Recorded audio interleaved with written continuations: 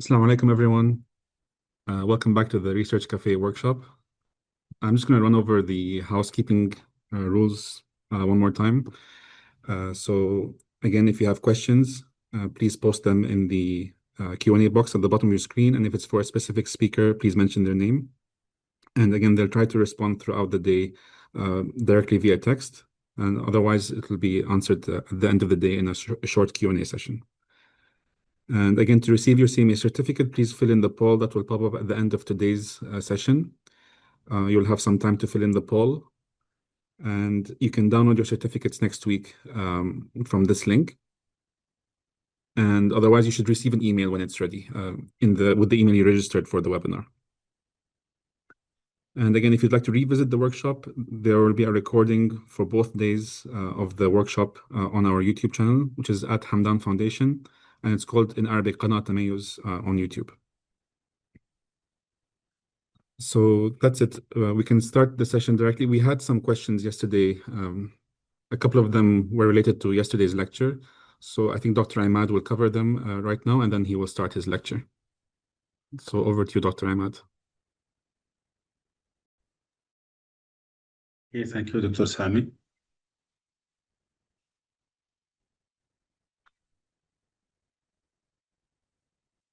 I will answer questions related to the statistical part or the methodological part. One of the question was, what tool can I use to suggest the most appropriate statistical procedure or for meta-analysis or for original research? These days with the availability with the AI, you can consult different AIs. The one I prefer, to be honest, is Claude. Claude is one of the best from statistical point of view. When ChatGPT came at the beginning, I used to give ChatGPT some statistical question, and most of the time it was wrong answer, even especially for question related to probability. But they improved a lot. But I found Claude one of the best one, which can help students to identify based on their variables. But of course, you have to know how to write the prompt regarding, the type of variables, the research question. Then by different questions, you can reach to the most suitable statistical procedure for your data analysis. Another question, sample size calculator with PASS. I mentioned yesterday, there are plenty of sample size calculator. The one which is freely available and I like is the G-Power. PASS is one of the well-known, but as I mentioned, it is commercial. I think it is $1,000 per year, but it includes more than 1,200 statistical sample size calculation. It is a huge program in terms. It is the best one, but I said, as I mentioned, it is costly. Of course, there are other, if you just Google, the name of the test that you would like to calculate the sample size for, you will see in Google many websites will be suggested. For example, if you want to do a study with correlational, variables, correlation between variables. So just Google sample size for correlation coefficient. You will get website and you can just specify the value of R with the significance level, and it will suggest for you around 80 or 100 based on R value. The common value is 0.3, for example, and it will give you, based on the confidence level with the R value, what is the sample size required. Another question regarding which study design is considered to be the most appropriate for medical research and what factor influence the choice of the study design. There are many factors affecting the study design choice. You cannot say what is the most suitable one. It depends on your research question. For example, today I will give you an example, a full example about how to write a model, method and results. Study design is based on the research question, based on the objective. Of course, the top one is the randomized controlled trial, because you can claim causality. But the question is, can I apply for my research question, the randomization? Can I bring, individuals and randomly assign them to different arms, and one with the intervention, one with the placebo? most of the time you cannot, because maybe say there are some ethical issues, maybe it is not doable, applying the intervention is not easy. So you go to less power study design, which is the observational one, but the problem, it is known that all observational study design, you cannot claim causality. You can just assess the associations. Maybe one of a group of researchers, they say a well-designed prospective cohort, you can claim causality.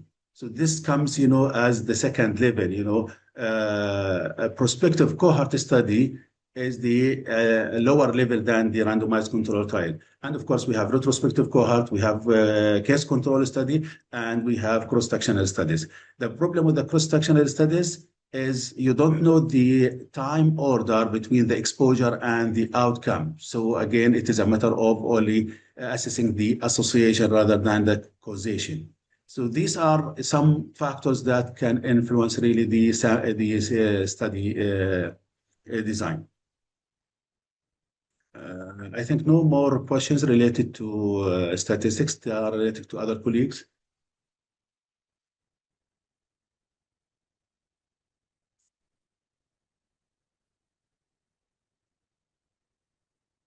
So let me start my presentation, and inshallah, when Dr. Afa joins, she can answer questions because I see some questions related to this writing the discussion, and Dr. Afa has the presentation regarding the discussion and also introduction. This was done by Dr. Ruwaida. Okay, let me start my presentation.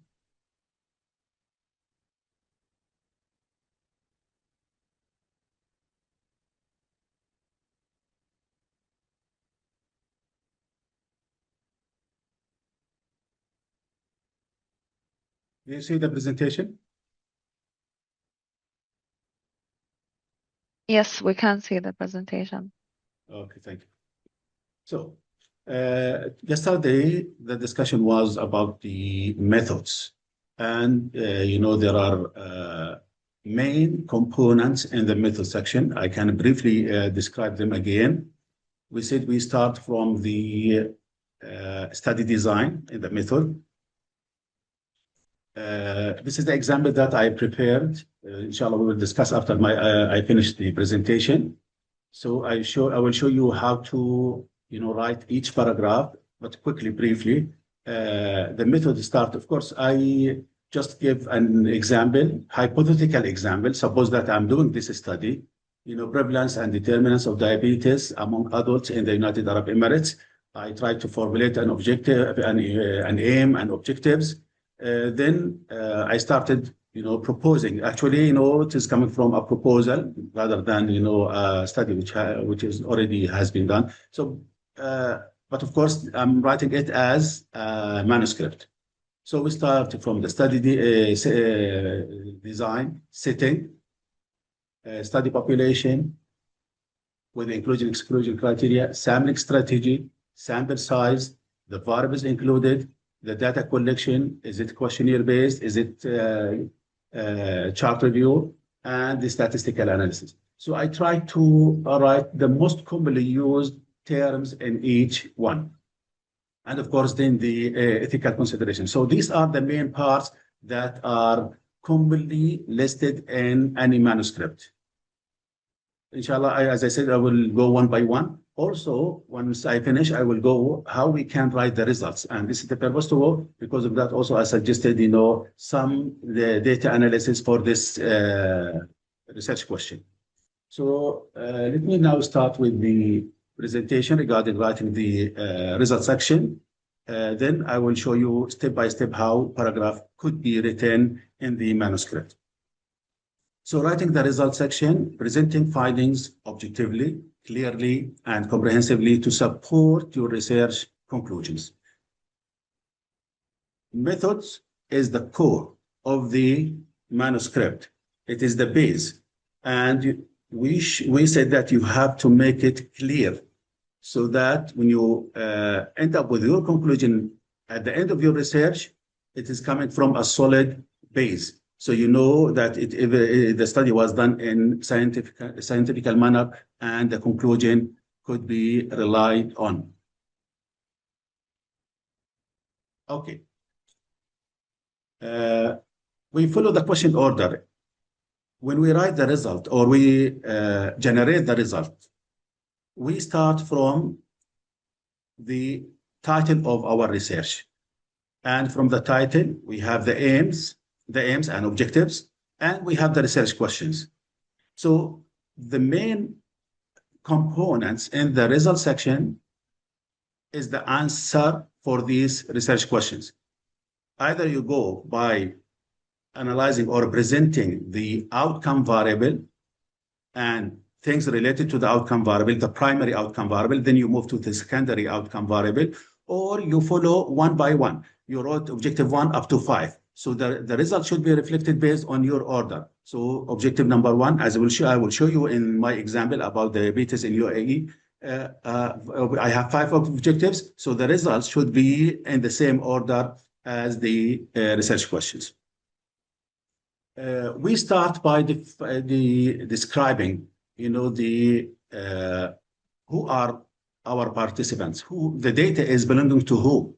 And usually this is reflected in table number 1, which is called as demographical data or baseline characteristics of the participants. This is a very important, and I don't know if you know the average number of, you can write in the Q&A answers. If I ask you how many or what is the average of tables and figures that journals accept, can you start writing just to see, how many, the average, or at least can you expect, how many tables are allowed, and figures, of course, because they count tables and figures in the manuscript. What is the acceptable number of tables and figures in the manuscript? You can write in the Q&A or chat just to see if some values or some number. I don't see anyone writing. They're answering in the Q&A. So they're saying 4 to 5, 5, 3 to 5, 4 to 6. Excellent, excellent. I like the last one, which is 4 to 6. The average is 4, the average, and most of the journal, they accept up to 6 tables. And if you would like to add more than 6, you have to justify. Maybe one of the research questions needed more than 1 table. So you have to justify going beyond 6 tables. So it's not open. It's not including like a report or a thesis. You include 10 tables or 15 tables. There is a limit for number of tables and graphs that should be listed in your manuscript. And table number 1, as I mentioned, is related to the baseline characteristic, the sample, the target population. You want to know the average or the mean of age of those who were included in the study. And this is very important piece of information. I was reading, for example, an article saying the prevalence of obesity and diabetes in Saudi Arabia is 80%. Come on, this is not a true value. No way that 80% they are either overweight or obese. But when I looked at the baseline demographical data or the demographical data and the baseline characteristics table number 1, usually, I found that the mean age was 70. So it was only focusing on elderly. So you can understand now why you are getting this result. So because of that, table number 1, demographical data of the participants or the baseline is a must. And you see that, most of the journal will ask you to have that table to tell, who are or who were included in this study.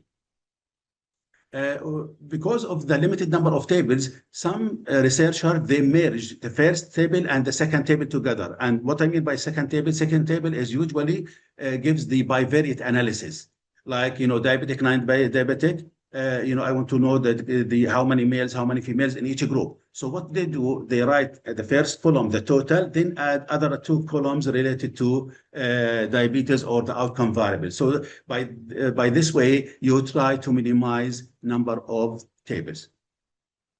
Then, then we move to primary outcome. You try to answer all the questions related to the primary outcome. In my example, it was diabetes, and I will show you, as I said, the example. Then you go for secondary outcome, and you try to support your answers by associating table with each secondary outcome. sensitivity analysis, subgroup analysis. You discussed the, as I mentioned yesterday about the missing data. Did you do any kind of imputation, or you just remove the, you have a clear cut point, cutoff point for those who did not complete up to 75% of the questionnaire. So you have to clear about, these when you present your data, because we want to know. These tables were generated based on how many participants out of those you included in the beginning.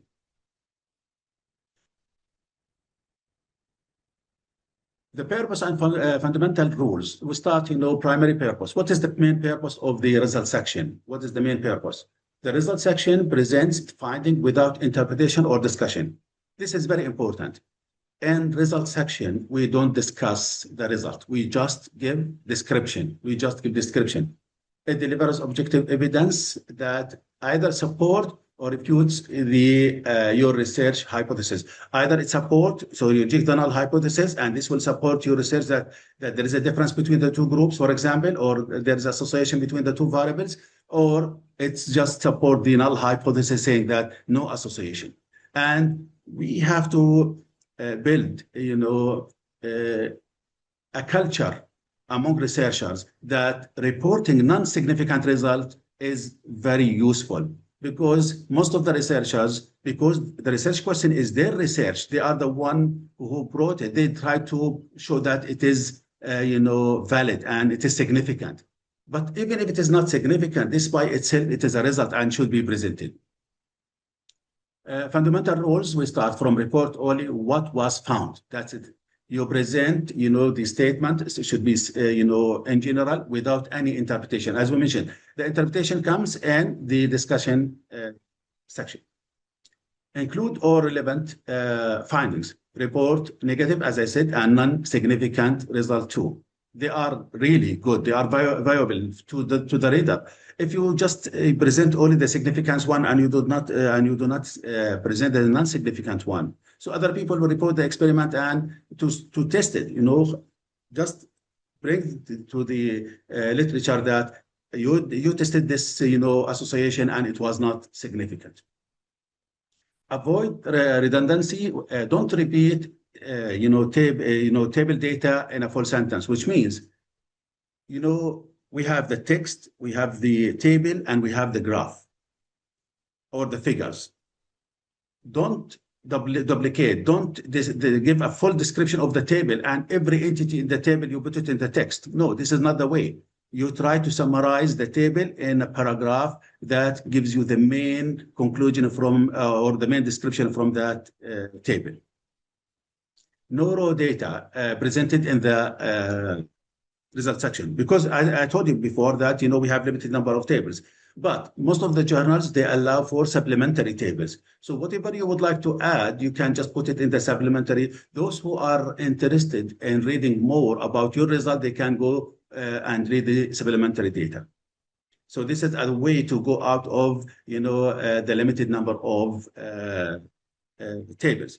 And sometimes you would like to show that, the raw data. What do you mean by raw data? Like if you have 500 participants, their age, gender, and to share. But of course, no specific table can, get or accommodate this large number. But usually, this tendency when you have only limited number, especially in like animal experiments, and you have 10 animals and you want to show their raw data.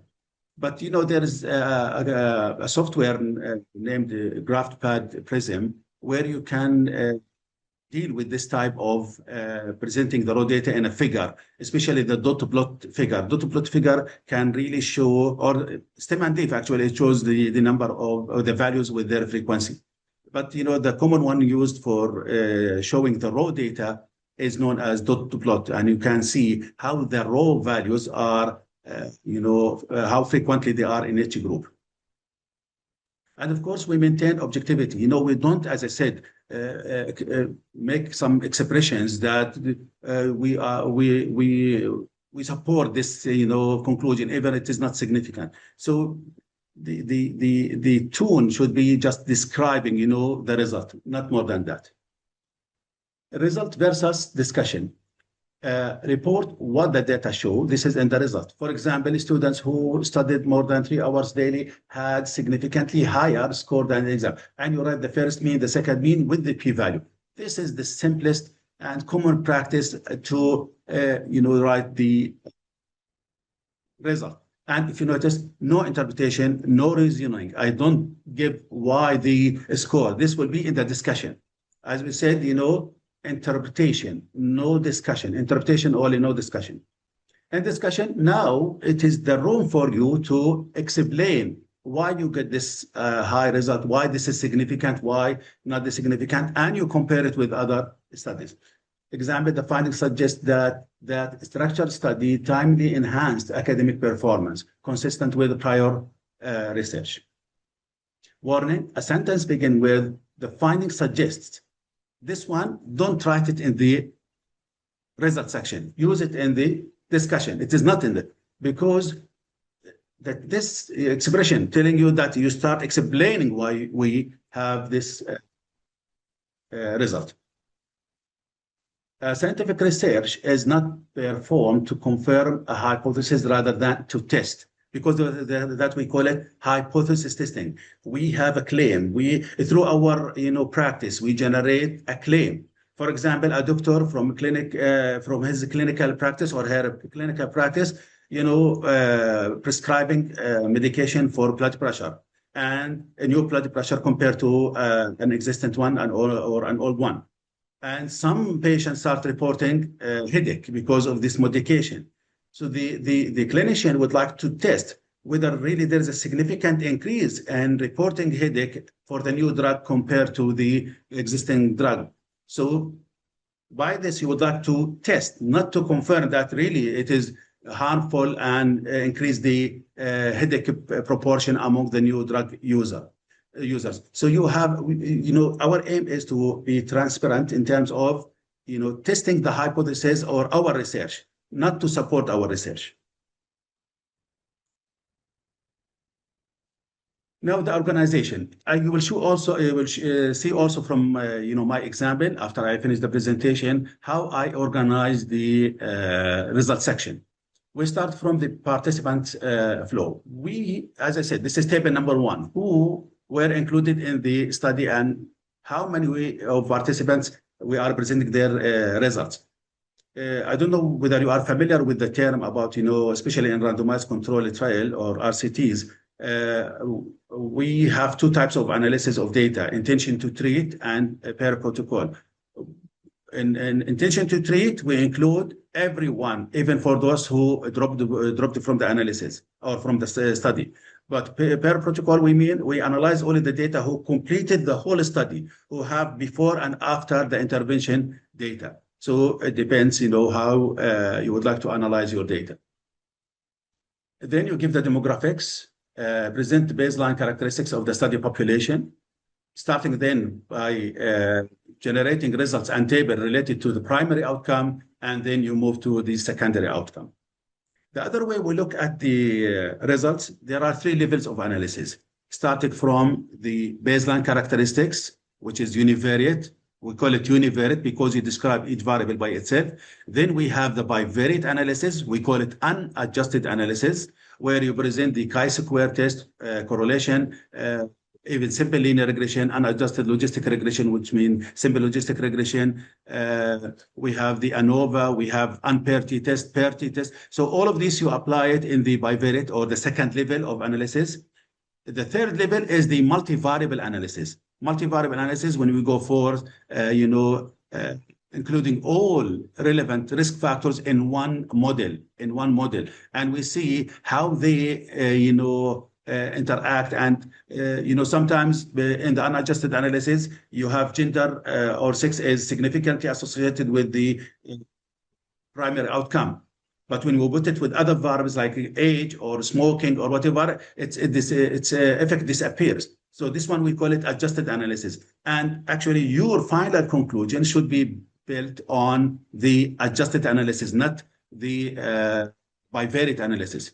Someone will ask, okay, so why do we need to do the bivariate analysis? Sometimes we have 20, we have 50 risk factors or predictors.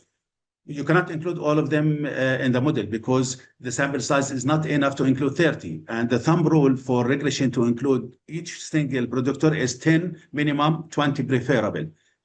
What I mean by this thumb rule for adjusted analysis is if I have 20 independent variables or risk factors I want to assess, I need minimum 10 times 20, which is 200.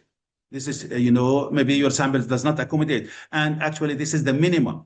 But the optimal one or the best one is at least 20. So 20 by 20, you need 400. So sometimes you don't have. So what you do the bivariate analysis. And from those, in the bivariate, the unadjusted analysis with the p-value less than 0.2, not 0.05. Of course, there are different schools. But some, they say just include those in the bivariate analysis with a p-value less than 0.05. But actually, the common practice is to include those factors with a p-value less than 0.2. So these are some, rules about, the presenting the results. But as I said, there are 3 levels of presentation. The univariate, just the demographical data without any comparison. Then the bivariate, where you compare the groups adjusted by all variables. This we call it bivariate. And usually in this section, we use unpaired t-test, paired t-test, chi-square test, and other tests. And the last one is the multivariable analysis. And, this is a common mistake among many reviewers even. They call it multivariate. Multivariate analysis is really totally different than multivariable. In multivariable, we have only one single outcome, like, our primary outcome. As you will see, it is diabetic, non-diabetic, and we have the risk factors. When we include all of these in the model, then we are doing multivariable. Multivariate analysis is the highest level of data analysis where you have multiple outcome variables related to multiple independent variables or risk factors. And you want to assess the correlation between the outcome and model them at the same time. So this is the highest. So please don't call it multivariate unless you really are analyzing all outcome variables in the study at the same time in the same model. Best practice for visual or visualization. We have usually we use figures for trends or for comparison. If your study have something related to time, so it is preferable to put it in a graph rather than a table. If you want to compare between 2 groups for a numerical variable, then you use box plot for the comparison. If you want to show the raw data, as I mentioned earlier, you can use dot plot. So it depends on the purpose of that result. Tables show exact values. If you want to show exactly, the exact value, the exact mean, the exact standard deviation, and the exact p-value, so you go for a table. And of course, while writing, you have to reference each and every table in the text, because you have, say, as in table number 1, there was a significant difference between males and females, and so on. It should be self-contained. Caption. This is very important. Some researchers they don't give a full description. Don't assume that everyone knows your variables, and especially for when you use abbreviations in the table. SD, when you write SD, which is standard deviation, you have to write in the footnote that SD stands for the standard deviation. No duplication. As I said, and even some researchers, what they do, they present the same comparison, one graphically, one in the same table. Journals, they don't like this. Don't present the same result in different forms. For example, I want to compare between diabetes status between different age groups. Either you present this in like the bar chart, the prevalence of diabetes by age group as a bar chart, or you just keep it as one part within the table. But don't use it twice. Once in the table, don't do duplication and presenting the same. And of course, this is because of the limited number of tables and graphs. You don't have the large number of tables to be included. It's as we mentioned, the average is 4 and the maximum usually is 6 tables. Figure and table guidelines.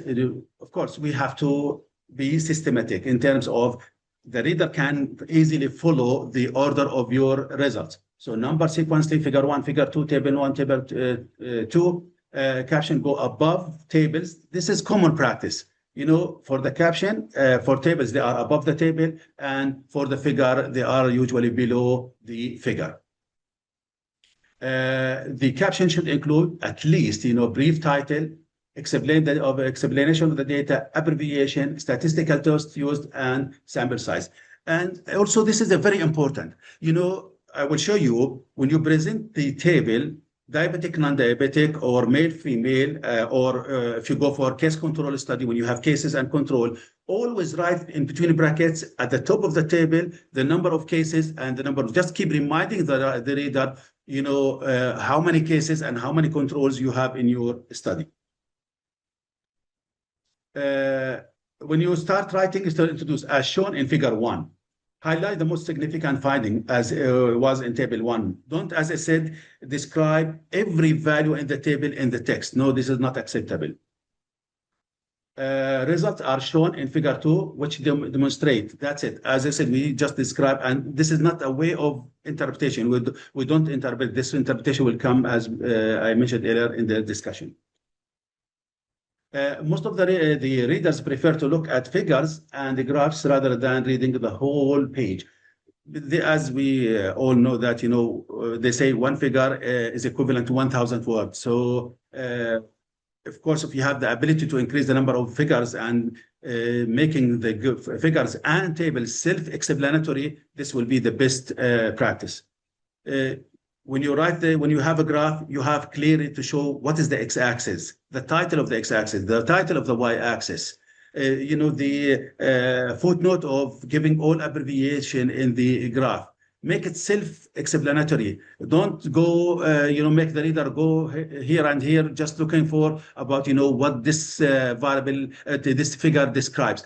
Make it a self-explanatory. The more you make it self-explanatory, the better presentation of your results.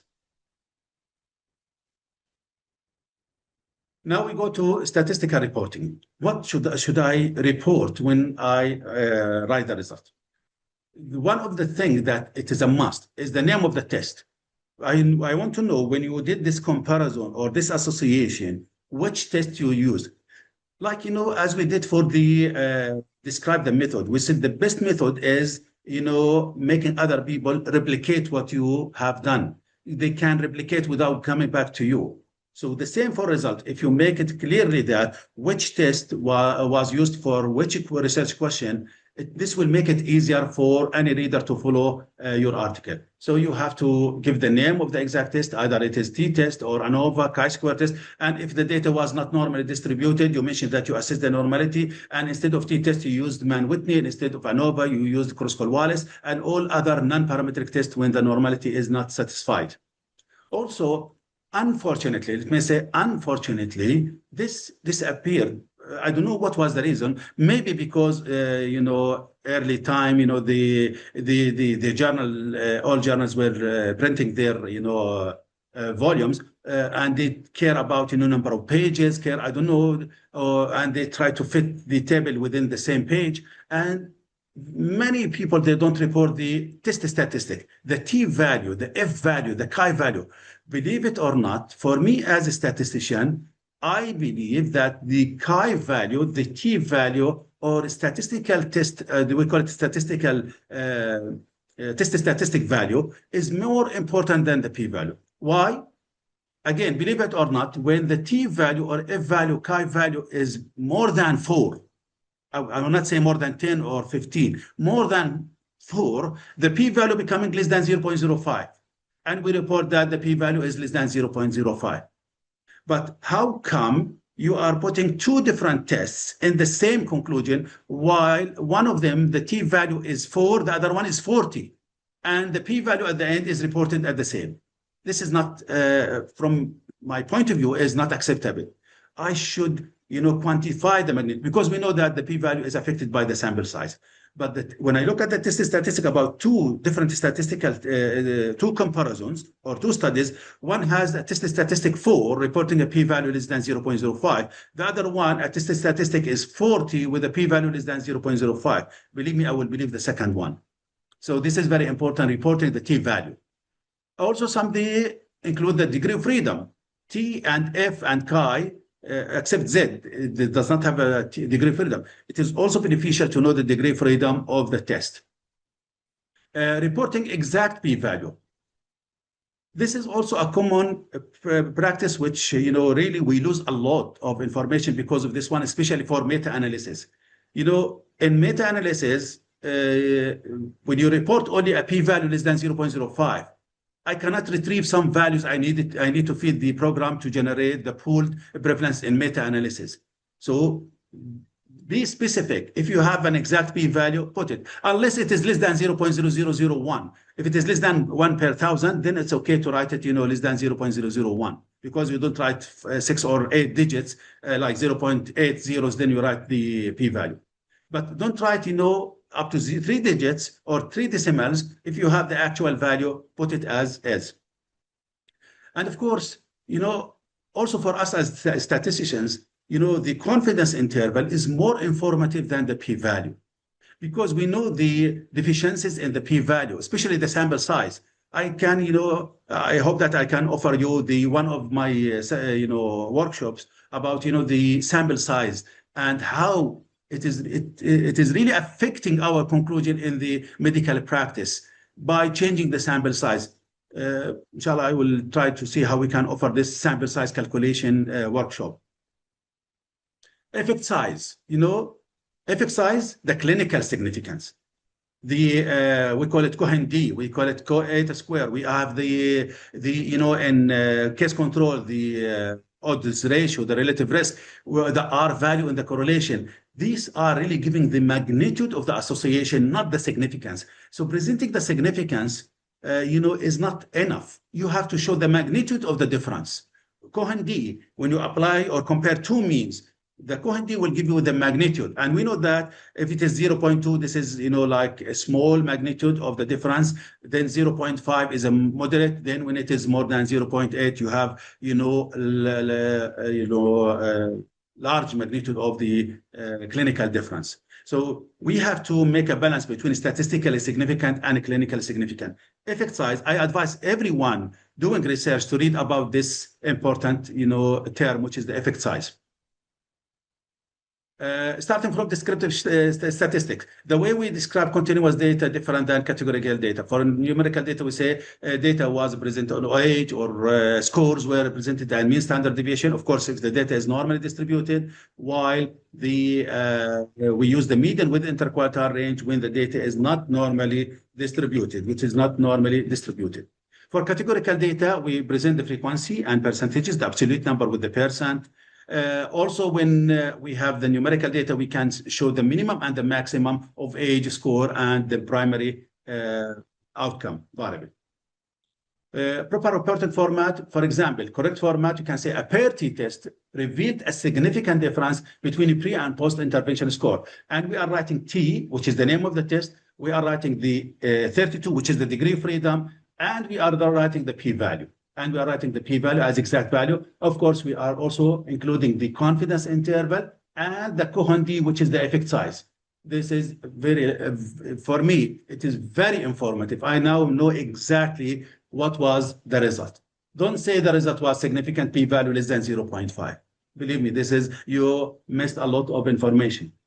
And if you want it even to elaborate more, you give the first one, the second mean, then you show the increase, and you write the p-value with the confidence. You elaborate more, not just writing, in one row.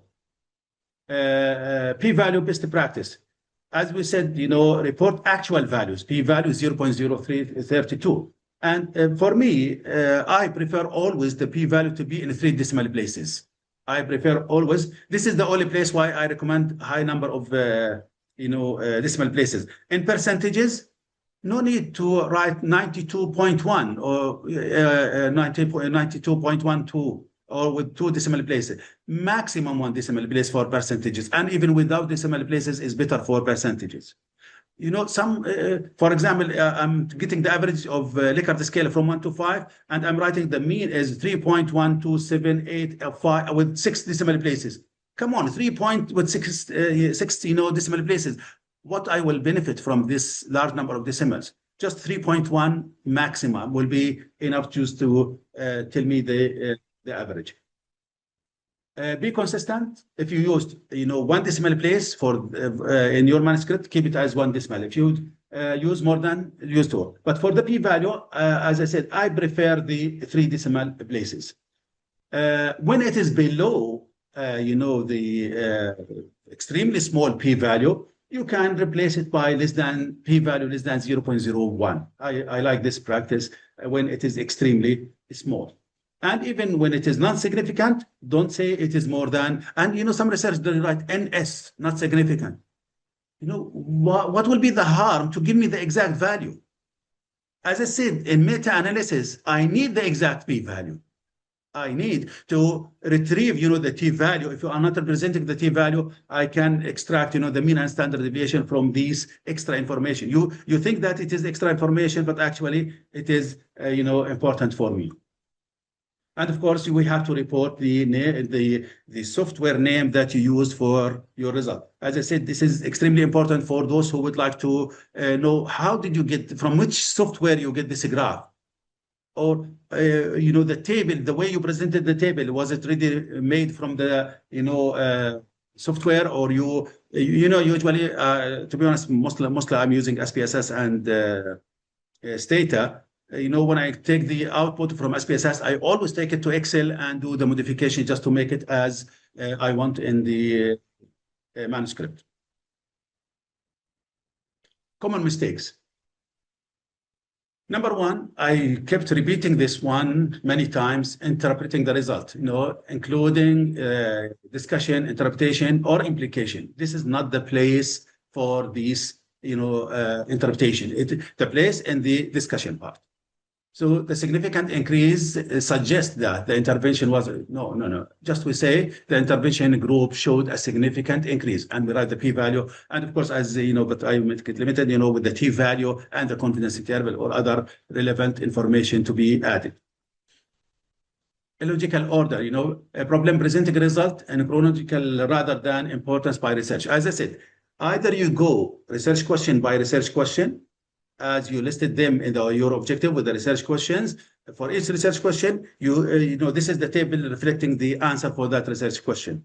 Or by the importance, or based on the outcome variable. If you have different outcome variables, you take one outcome variable and you generate or result to that outcome variable. Omitting the negative results. As again, just presenting only the significant one, really we are not, giving the literature the information that we should provide. Repeating the data, describing everything in the table, in the narrative, or in the text is not acceptable. Including raw data. As I said, there is a room for the either in the supplementary, or you can just make a dot plot for the raw data. But of course, we usually use the mean standard deviation with the range for that raw data. Vague language, we have to be more specific. Many, some without a specific value. This is not acceptable. Most participants reported an anxiety. No, you have to give me. We can, use this word, but we have to use the number with them. For example, I can say majority. Yes, of course, but I have to write majority means 68%. Okay, but don't keep it majority. Majority without itself, without the number, no, it is useless. We say 68 majority, between brackets, 68% of participants reported anxiety, and we complete. But using majority, maybe half is okay, 1/4, because these are numbers. And also because it is not preferable to start with a number. Don't start with a number, like 20 participants, or after full stop, you say 68 participants. No, you have to start with a word rather than, or you write, the name of the number rather than the number itself. Also, don't duplicate presentation. Don't duplicate presentation. I think already I discussed this one. Prevention study before writing, list all findings and group. My strategy always, I maximize the data analysis. I maximize. I try to analyze, all variables. Then I will see, or I will do matching between the result and the research question. Which finding, related to each one, and what will be the best way to present it. Okay, practical tips and common pitfalls. Writing order. If you remember, we experienced research often writing the sections in the strategic order, which means method, result, discussion, then they go to introduction. I mentioned yesterday why I like to start with the method. Of course, some people, they start with other things, but for me, because the methods is already written in the protocol, it is already written in the proposal. Of course, I shared with you the link for Strobe and other, checklists. This very helpful, in terms of maintaining the logical order and to assess each section that you present. Create visual first. Before writing the text, create all tables and figures. Organize them in a logical order. Write the text to support and explain. Of course, explain, I mean the result. Just write, description of the result. Reference each visual in the narrative, table number 1 and shows, or you start with saying there was a significant between brackets and you write the name of the table or the name of figure. Before submission, ask colleagues to review for clarity. Second eye. Have statistics verifying your result. Of course, I'm advertising for ourselves, for myself, Request feedback from non-expert. Consider a professional editing service. Of course, well-written manuscript is make it easier, more acceptable to the journal. Read published paper, especially from the same journals, because when you want to submit your results, to get a clear idea how they prefer the result, just get previous publication from the sample from the same journal. Revision strategies, multiple drafting, plan for at least 3 to 4 revisions. Each draft should focus on different aspects. Read loudly or aloud, because this will really give you, what, just to listen to yourself, what you are saying when you reading, the results. Ensure consistency.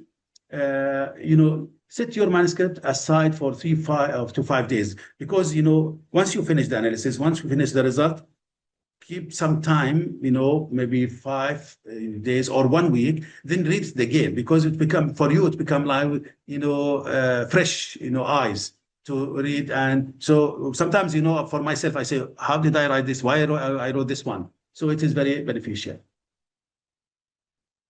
Okay, now summarizing, almost I'm done with the presentation. Then I will show you the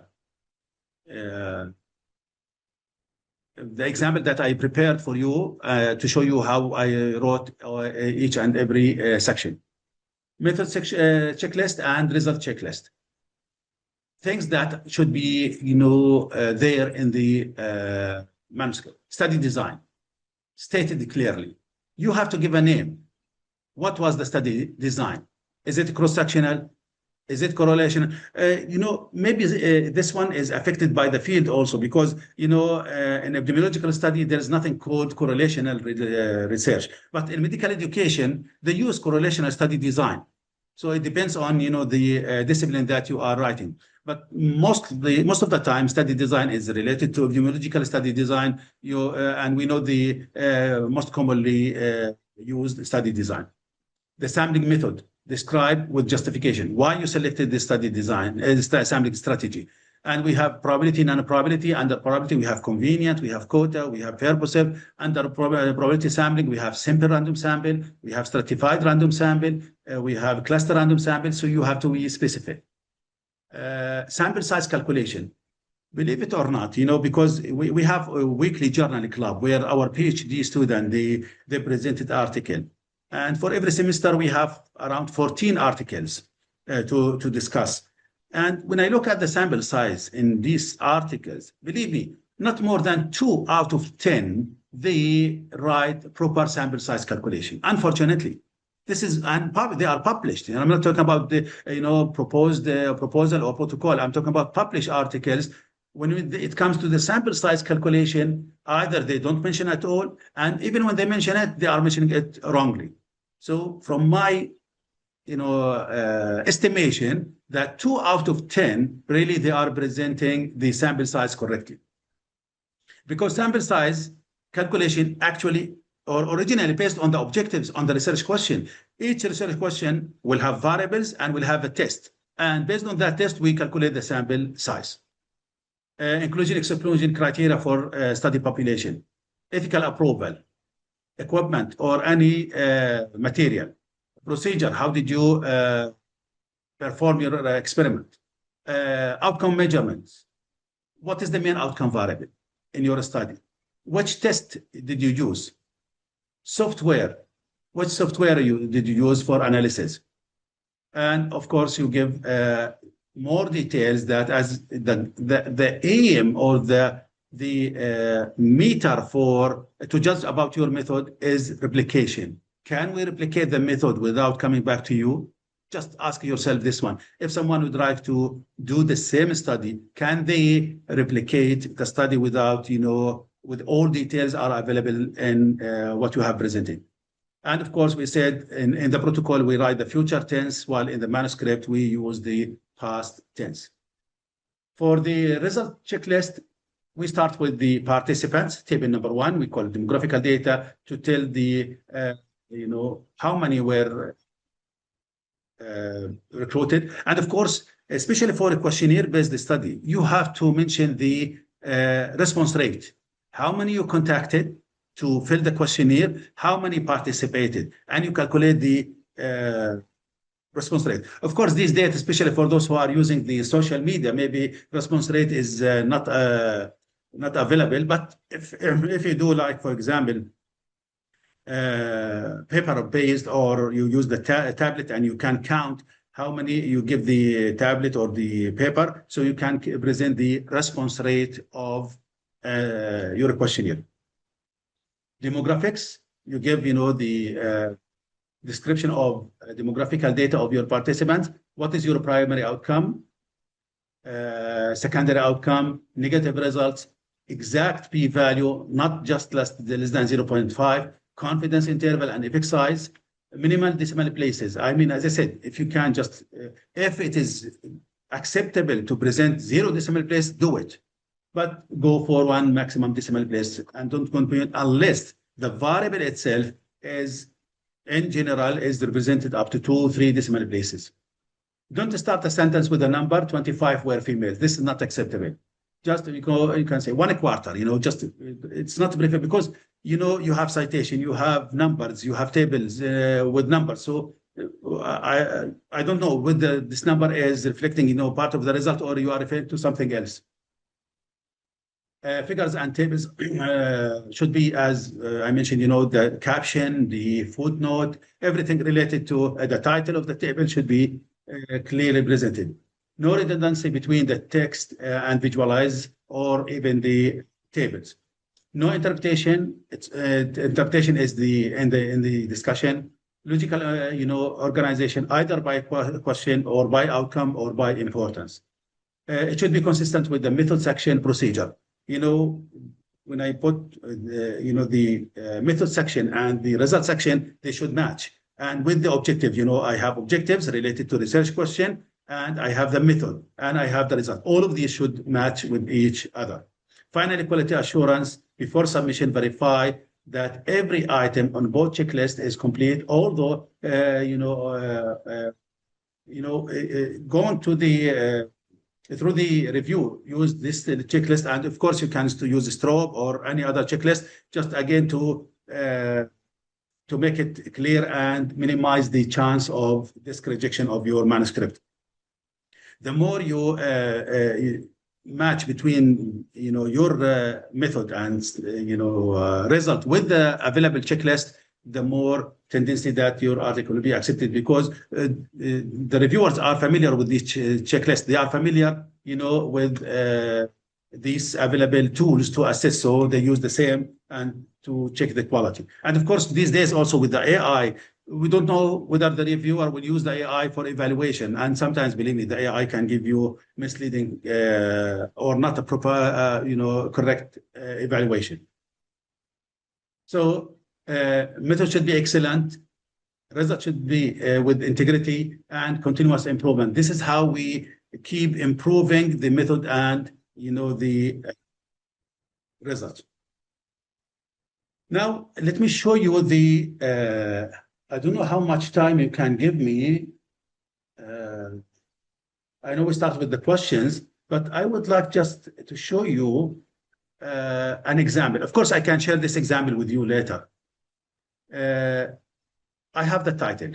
I wrote this title, just I'm assuming that I'm doing this study. From this title, I extracted the aim. I would like to know the prevalence and determinants of diabetes among adults in the United Arab Emirates. So the aim is to determine the prevalence of diabetes and identify its key determinants among adults in the United Arab Emirates. And I identify 5 objectives. If you look at the first one, actually, and this is the main one. It is, I want to know, because this will be the main finding in my research, what is the prevalence of diabetes among adults in the United Arab Emirates? To answer this question, actually, this is one of the most important part in sample size calculation, because the primary objective is to estimate the prevalence. So from there, I will take it to sample size calculation. This is the main one, and the sample size calculation will be based on this one. But of course, I have another one which can increase the sample size, because prevalence studies, usually you need 400. For any prevalence study, you need roughly 400. But when you go for identifying risk factors related to, socio-demographical data, or even as a secondary objective, lifestyle related, then this may increase your sample size. As I said, because you will do multivariable analysis. So I try to list some, objectives, and then I started writing the method. If you notice, when I look at the study design, I clearly described the study design. It is a cross-sectional study. The name should be there. So this is one of the things, okay? Then when I move to the setting, I try to answer the question, where the study will be conducted, which facilities, and why those facilities, why I selected those facilities, and when, the time period. So the study was conducted across 4 Emirates. I said, Abu Dhabi, Dubai, Sharjah, Ajman, and then I'm saying that representing the most densely populated regions, which accommodate for approximately 85% of the UAE population. Then I mentioned, about the health care centers, primary health care centers. This is what I'm going to include. Also, I include the data collection period. So all this information should be in the describing the setting. Don't assume that the reader knows everything about your setting. So you have to give a full description. Then I move describing the study population. In the study population, I start, writing who is my target population. Adult age more than 18. And of course, later on, I give this full description about the inclusion and exclusion criteria. And one of the things or common mistake about the exclusion criteria, they are not the opposite of the inclusion criteria. Believe me, I saw some research done. They say that including more 18 years old. Then they say excluding those who are less than 18. You don't have to say that, because already we know that who are included in your study. Out of those, are you going to exclude? Yes, I'm going to exclude pregnant women. And you give the reason. I'm going to exclude previously diagnosed. I will be excluded for those who with acute medical emergency. I will not even have time to survey them, right? They are coming for emergency. So you have to give those who do not give, for example, informed consent. They don't want to, participate in the study. So you list the exclusion criteria not as the opposite of the inclusion criteria. Then sampling strategy. You have to give me a clear definition of your sampling strategy, starting from writing from, for example, a multi-stage stratified random sampling technique will be employed. The first stage, I will do this. The second stage, I will do this. The third stage, I will do this. So you tell me exactly how the sampling will be applied. Then moving the sample size. As I said, this is a very important where the out of 10, I can, as I said, approximate only two, they give correct sample size calculation. Those based on previously published data in United Arab Emirates, the expected prevalence of diabetes among adults was estimated, and I'm giving the reference. So this is a very important number for me. I will use it for sample size calculation. If you go to any website or any program for sample size calculation, it will ask you what was the previous value or previous study. If you don't say, if you, I search, I did not find, you can replace this value by 50%. As I said, I have a full workshop about sample size calculation. Then using confidence level, 95, with a marginal error of 5. So these are the most important values. Then the sample size required is 270. Then I will elaborate more about, non-response rate. I'm expecting to have 15% to 20%, and this will increase the sample size to 256. Then I will do multiple, with 10 predictors, and this will increase. Then I will come to the final, number of 600 participants. And I will say that, okay, I use the G power for sample size calculation. Believe me, I'm giving information for other people. They can go back and do the same sample size calculation. Moving forward about, the variables. What is the primary outcome? And we know that from the title, it is diabetes. This is because I'm calculating the prevalence of diabetes. And, defining all other variables. What demographical data I will include in my study, what clinical data I will include in my study, and about lifestyle, exercise, smoking, and all other variables. So I'm listing all variables I'm going to use in my study. Other thing is the data collection. Now we start from, talking about the data collection. Is it questionnaire based, or you will go to the system and extract data from the system? If it is a questionnaire based, did you adapt this questionnaire from previous study? Yes or no? You are developing your questionnaire, you have to go for a validation process.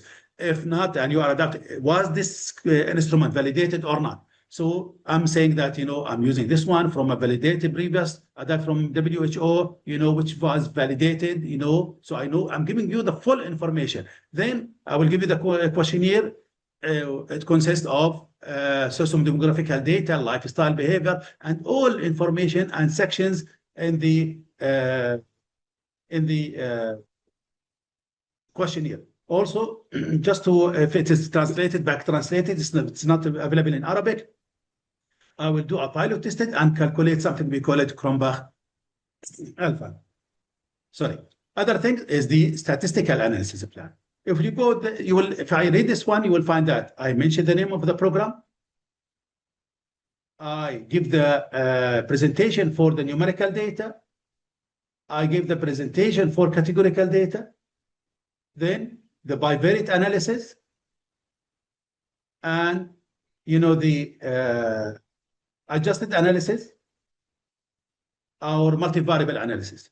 So I'm giving all the description for all types of data analysis that I used. Then we're moving to the ethical consideration about the approval from the IRB with the reference number, about maintaining the confidentiality of the participants without any IDs or names or phones. Sorry, And Dr. by Hamdan, this, yes. We're kind of over time. So okay, sorry. I know this example is the most important bit, but I mean, we should probably move on. Okay, it's okay. The other part is the regression. As I said, I can share with you, how I presented this data, the tables, how I started from demographical data, then graphically what I presented, then the unadjusted analysis, and finally the adjusted analysis, and which one, and the way we present the result about the odd ratio with the confidence intervals. Okay, thank you. Sorry for the overtime. No problem. It's okay. I think there are few questions. Shall we do them to the end, Dr. Sami? Yeah, we can leave them for the end.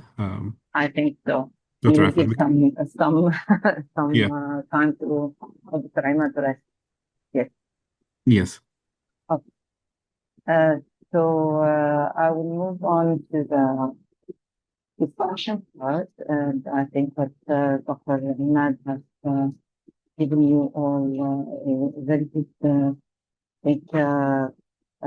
summary of how to write results. And building on that, I will go to discuss the discussion.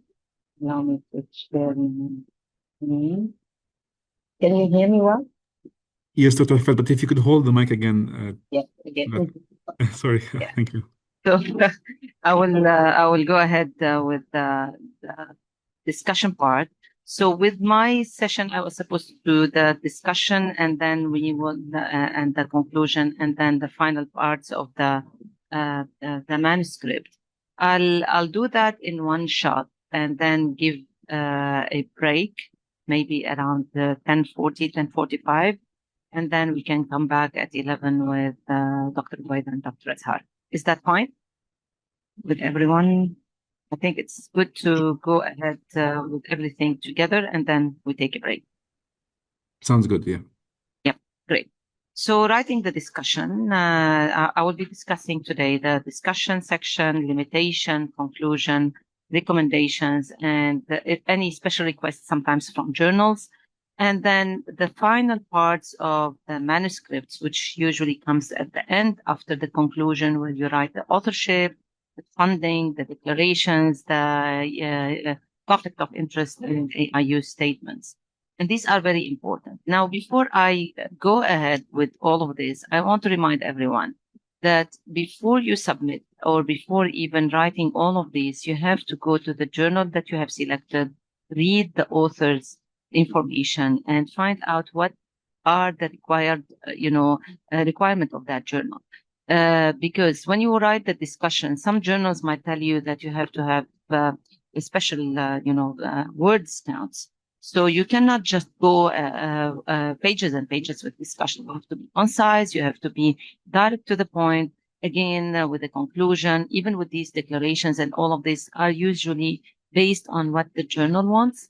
Some journal wants them on the platform. Some journal wants them on the end of the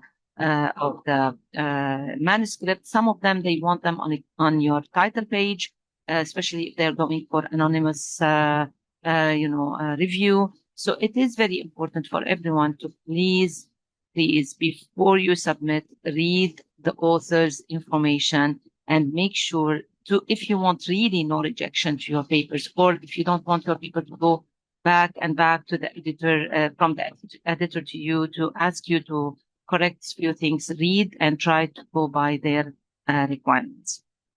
I put for you some this link. Later on, we will share these slides with Dr. Sami and the team, and please feel free to share them with the group if you want. So some references that you can use, but again, this is acknowledging that this is was used was created by Notebook LM. This is the core functions of the discussion. So as Dr. Imad mentioned, this is not in the results. You don't interpret results. You just explain the results, but you don't discuss them and try to tell us how these results make sense. So in the results section, you just put the results and explain them. However, when you want to go in the discussion, you bring these results and try to tell us what do they mean, these results, from a clinical, from a policy perspective, from public health perspective, based on what you are working on. Make sure within these are the core functions of your discussion, is to interpret the results and try to identify what does these results mean, contextualize with the literature, explain the significance of your results and your findings and your study, and address your research question. Remember that you had a research question, and all the study is trying to answer your research question. You're trying to prove some hypothesis, maybe. So within the discussion, this is where it is the time for you to discuss and address the research question and whether your study has really answered your research question only. Remember that whoever is going to read this paper and to read the discussion should be convinced results. So as Dr. Imad mentioned, we read a lot of these in the journal club, we read lots of papers. And sometimes you find in so many papers, unfortunately, they are repeating the results rather than just explaining what they mean. They repeat the significance, but they don't tell us what does it mean in terms of the confidence interval and how this applies to some clinical practice. So remember that in the discussion, this is what you need to explain to us. How do you start the discussion? Again, so many people sometimes when you read the discussion, they directly start by explaining. It is a very good practice is in the beginning of your discussion to start by summarizing your most important findings. This study has looked at burnout among healthcare professionals in private hospitals in Abu Dhabi. We have found that the nurses had the most burnout among other healthcare professionals, and you go on by giving us a summary of your findings. Keep your message clear, concise, and avoid, as I said, repeating results section by giving us numbers there in the discussion. Make it very simple and very easy for the reader to follow you. So what you need to do is to restate the key findings, open with 1 to 2 sentences summarizing your most important results. Do not copy from them. Explain why did you get this result, what mechanisms, theories, or prior work explains it. The third part, which is very important in your discussion, is to compare with literature. A very good practice for you is to put these, like you look at your results. Look, I think just something to mention. Sometimes you are not the one who has analyzed the results. So let's say with our I have study, Dr. Imad, Dr. Imad, can you help me with these results? Dr. Imad analyzed the results, explains the results for me. I go and read it and try to make sense of everything. Come again, sit with him and explain and go around the results and what are the most important and significant results that we got from the study. And then I come and write my discussion. If I am not sure of my results, I do not understand them. I cannot myself understand them. Definitely, I will not be able to write for you and to tell you what does these results mean. So if you're working in a team, if you're not the one who's analyzing these results, go and sit with your statistician, ask her, what does it mean? What are the most important, significant results here? And what does it really imply for or implicate for practice later on, especially if you're working in a clinical area or you want to come up with some policy recommendation. So based on this, you can then list everything important in your results, put them in kind of a structure and say, okay, I will take the most important one here, burnout, and then I explain it. And then go back to the second one, which was the work factors that I identified. Then I explain them. Then I can say, okay, there are personal factors that I might have to explain. It comes the third one. So go by the order and by the most important that you want to tell the scientific community about. And then with each one of them, you take it and try to compare it with the literature. Does that agree with previous studies that has been published in this area, let's say of burnout or stress, etc., or this is new findings that is novel for everyone? And I want to say that it doesn't agree with the previous studies. However, it is novel for everyone. Try to always indicate whether it is something. Try to contextualize it. I mean, so is this common in the UAE? If you're doing this in the UAE, is this normal for the UAE or not normal for the UAE? What was found in the UAE before, and what was found? What did you find?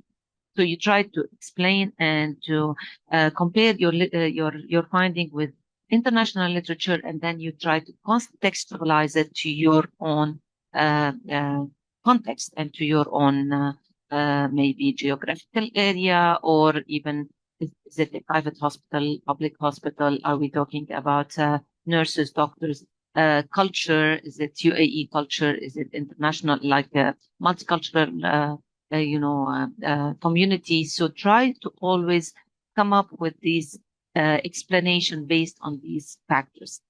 Explain why your findings differ or align. And then after you finish all of this, you go to the limitations. Do not start with the limitations. Do not tell your audience that I had limitations, because then your interpretation for the results are going to be weak. Start with interpreting your results, and then at the end you put your limitations. Limitations is very important. You have to be honest and say, okay, I had limitations with the collection. I had limitations with interpretation, for example, etc. But do not start with it. Start always with really what are the most important findings? What are the very significant findings? What does it mean for us here? And then at the end, you put your strength and limitations. And usually it comes at the end of your discussion for your conclusion. Again, back to look at what are the requirements for your journal that you are targeting. Some of the journals might not ask for strengths and limitations. Some of them, they ask for the strengths and limitations at the end. So always be sure of what are the requirements of your journal.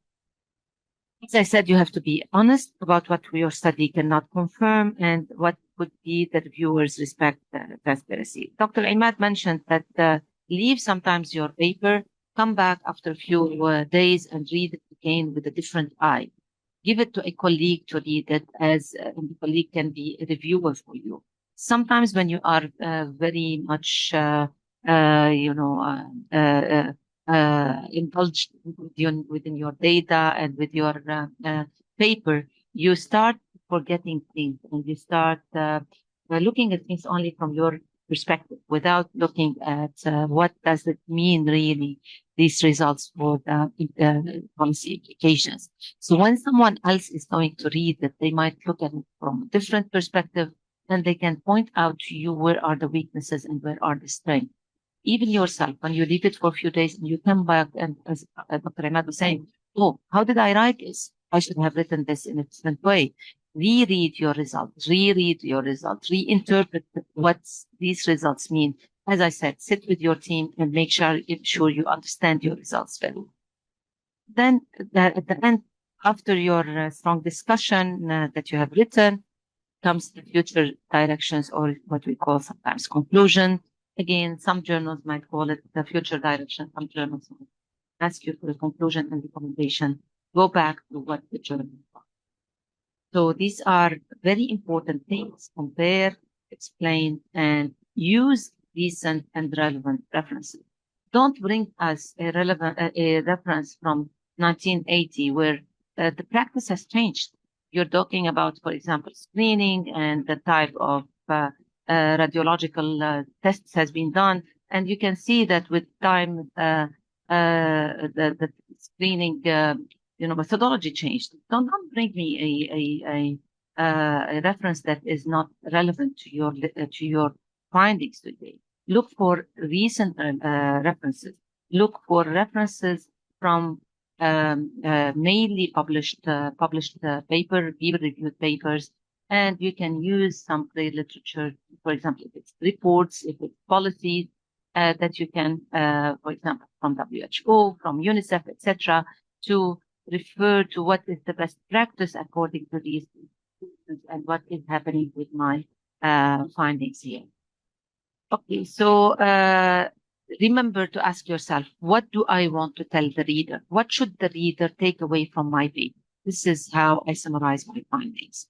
So place it within the context, as I mentioned, and back to the literature review. Go to your literature review. What did I put in my literature review?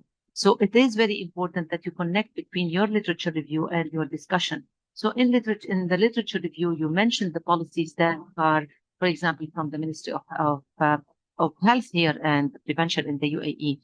In the literature, the discussion, go back and see if my findings relate to these policies that the Ministry of Health is putting there. So try to correlate between, or to relate between, your literature and literature search and your introduction and your discussion. Mention and discuss any unexpected results. So you described your results, you interpreted your result, but there is a new results that you did not expect and that appeared within your study. You have to highlight this and try to explain, was it good? Was it bad? Was it new findings? And then highlight it. As I said, address your limitations, your weaknesses, build your credibility as a writer, because the reader sees that you have thought critically about what your study does and does not cover. Provide a brief look at the potential follow-up research studies. Recommend a few areas where further investigation may be crucial. Don't go overboard with the suggestions. Don't say, we want blah, blah, blah. Just give something that other reader or other researchers are going to build on your study to investigate, and then other researchers can investigate based on them. So try to be as reasonable as possible, and conclude with restatement of the most significant findings and their implications. Explain why the research is important. Remind the readers of the connection had to your study and to the existing literature and to the existing facts. Keep it simple. Avoid excessive jargon, unnecessary words, for example, abbreviation can distract readers, and avoid use of complex language. Organize your data, as I said. Follow a logical sequence. Start with the key findings and then go to step by step. Don't rewrite the result. We reiterate. Avoid repetitive statements. Don't overinterpret your result. Be concise. Remember that there are limits on the words counts. If you're doing this for a thesis, you have all the luxury to do that. Depends again on your university requirements. But within papers and publications, you have to be concise and keep the tense of writing the same throughout the manuscript. This is one of the pitfalls that we see. Sometimes you find the author is writing, we did that, and then they move to present tense. Make sure that you follow always the same tense. If you're using present tense, use it all through your results and findings and interpretation. If you're using past tense, which is more preferable, but again, there are different ways of presenting your data. Try to follow it, follow the same tense, and avoid repeating the words we, ours, etc. So sometimes we say our findings, etc., and then you can go to the result, explain, etc., etc. So don't keep on saying we and our, and keep on using these words. An example of a full discussion paragraph. In the study, 78 of participants reported improved outcomes after the intervention. The control group had a lower score of 62%. Table 3 shows the statistical result. Many studies have also looked at this topic. The results are important. More research is needed in this area to understand findings better and to help future researchers. So overall, the study was successful and the hypothesis was supported. What do you think is the problem with this discussion? I think I'm careful about the time, but you can write in my in the chat. What do you think is the problem with this discussion?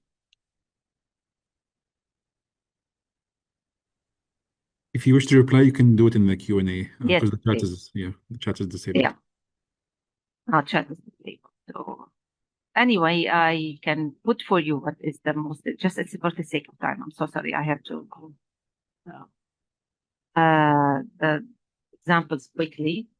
So the person here restates the results, doesn't show any literature link.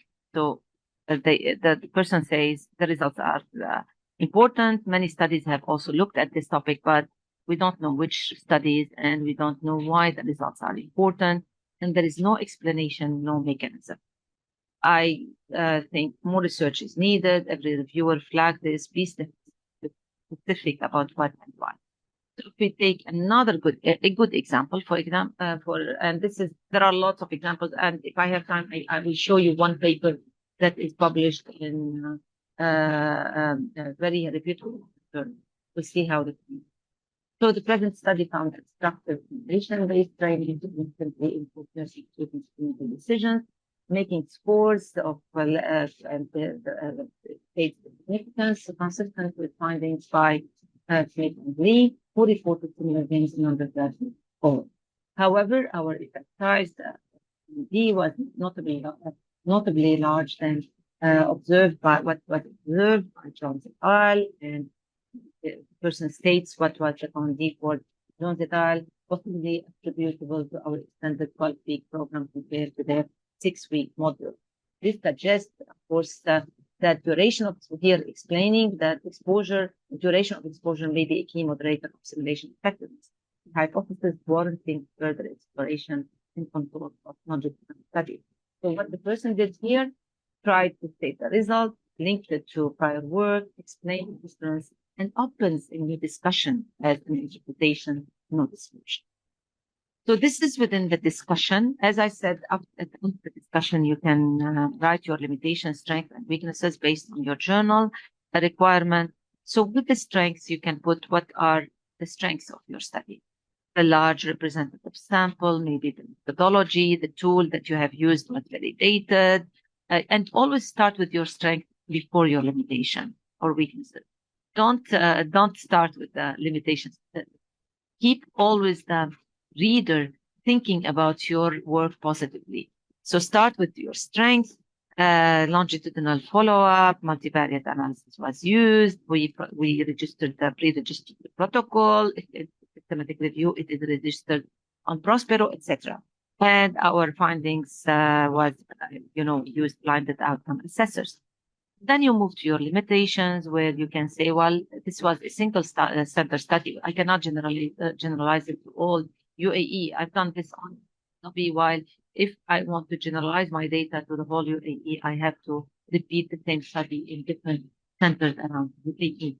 Recall bias, state the biases that might come out of your findings. We used cross-sectional design, so we cannot really provide any direct causation. We used a short follow-up period. We used convenience sampling. These examples of limitations. I didn't have a control group. In the future, we suggest that the same study is repeated with a control group. With your limitation, state your limitation and its impact. Explain why it shouldn't be avoided. It couldn't be avoided. Don't apologize. Be objective. Link each limitation to future directions or to future work.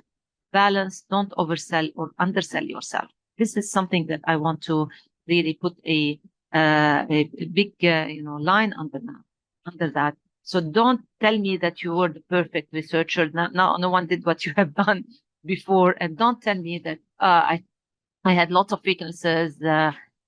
So be balanced and be objective. Yes, we've done a very good job, but there are always ways to improve it. And place within the discussion, as I said, or depends on your journal style. Keep the limitation, be honest, avoid defensive tone, and explain how limitations may affect results. Do not over-defend. Use neutral and professional language, and keep your section concise.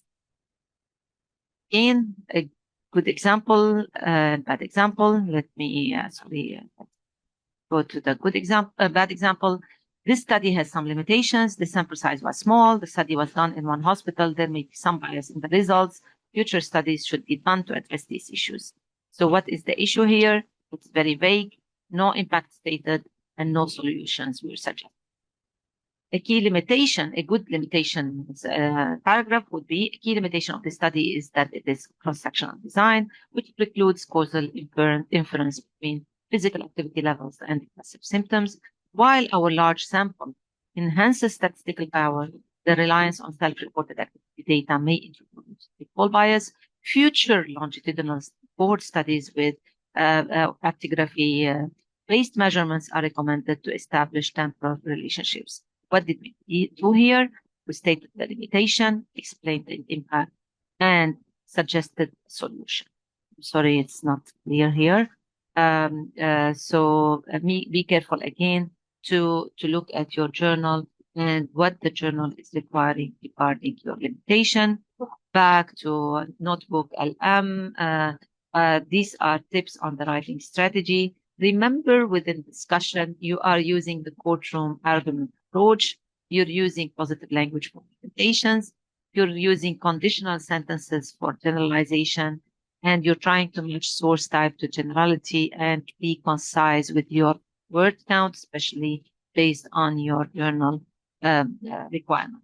Now, if I'm writing qualitative a paper, which something I do a lot, sometimes I choose journals that have unlimited word counts, or more flexible with the word count, because with the qualitative, sometimes we have to go for stating their themes and explaining each theme. It takes lots of word counts. So from the beginning, choose what you want. And I think Dr. Ruwaida is going to talk about the journal selection. So with the p-value, remember that Dr. Imad was mentioning the p-value is important. However, it is important to discuss the confidence intervals to tell you what is the magnitude and the precision and how big is the effect. So in your discussion, instead of writing the intervention was significant, write something like the intervention showed a modest improvement, plus suggesting a statistically significant but relatively small effect. Now, so many people, so many reviewers or so many journals do not like that you repeat even the numbers or the results there. But if you feel that in order to point to the result, you have to put, for example, the mean difference and the 95% confidence interval, etc., you might have to do, you can do it. So it depends on the context and what you are trying to explain.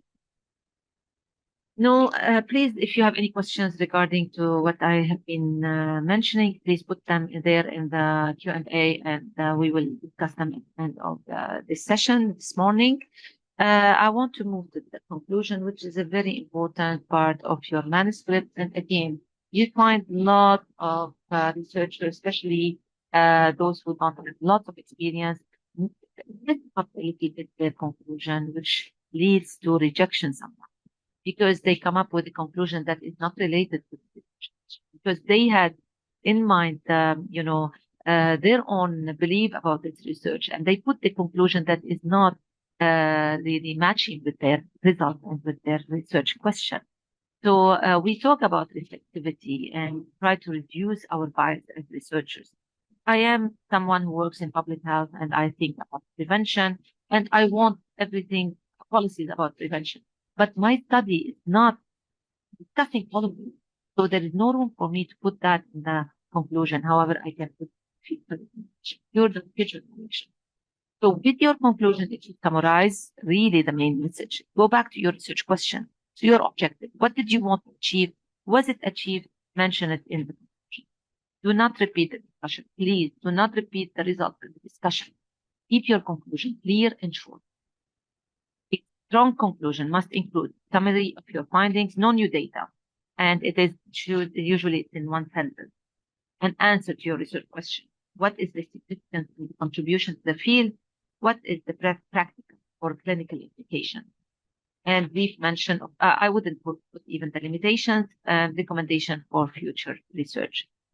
Common pitfalls: copying the abstract word for word, introducing new findings there, being vague, overstating what the study proves, forgetting the so what for the reader, and conclusion is longer than the introduction.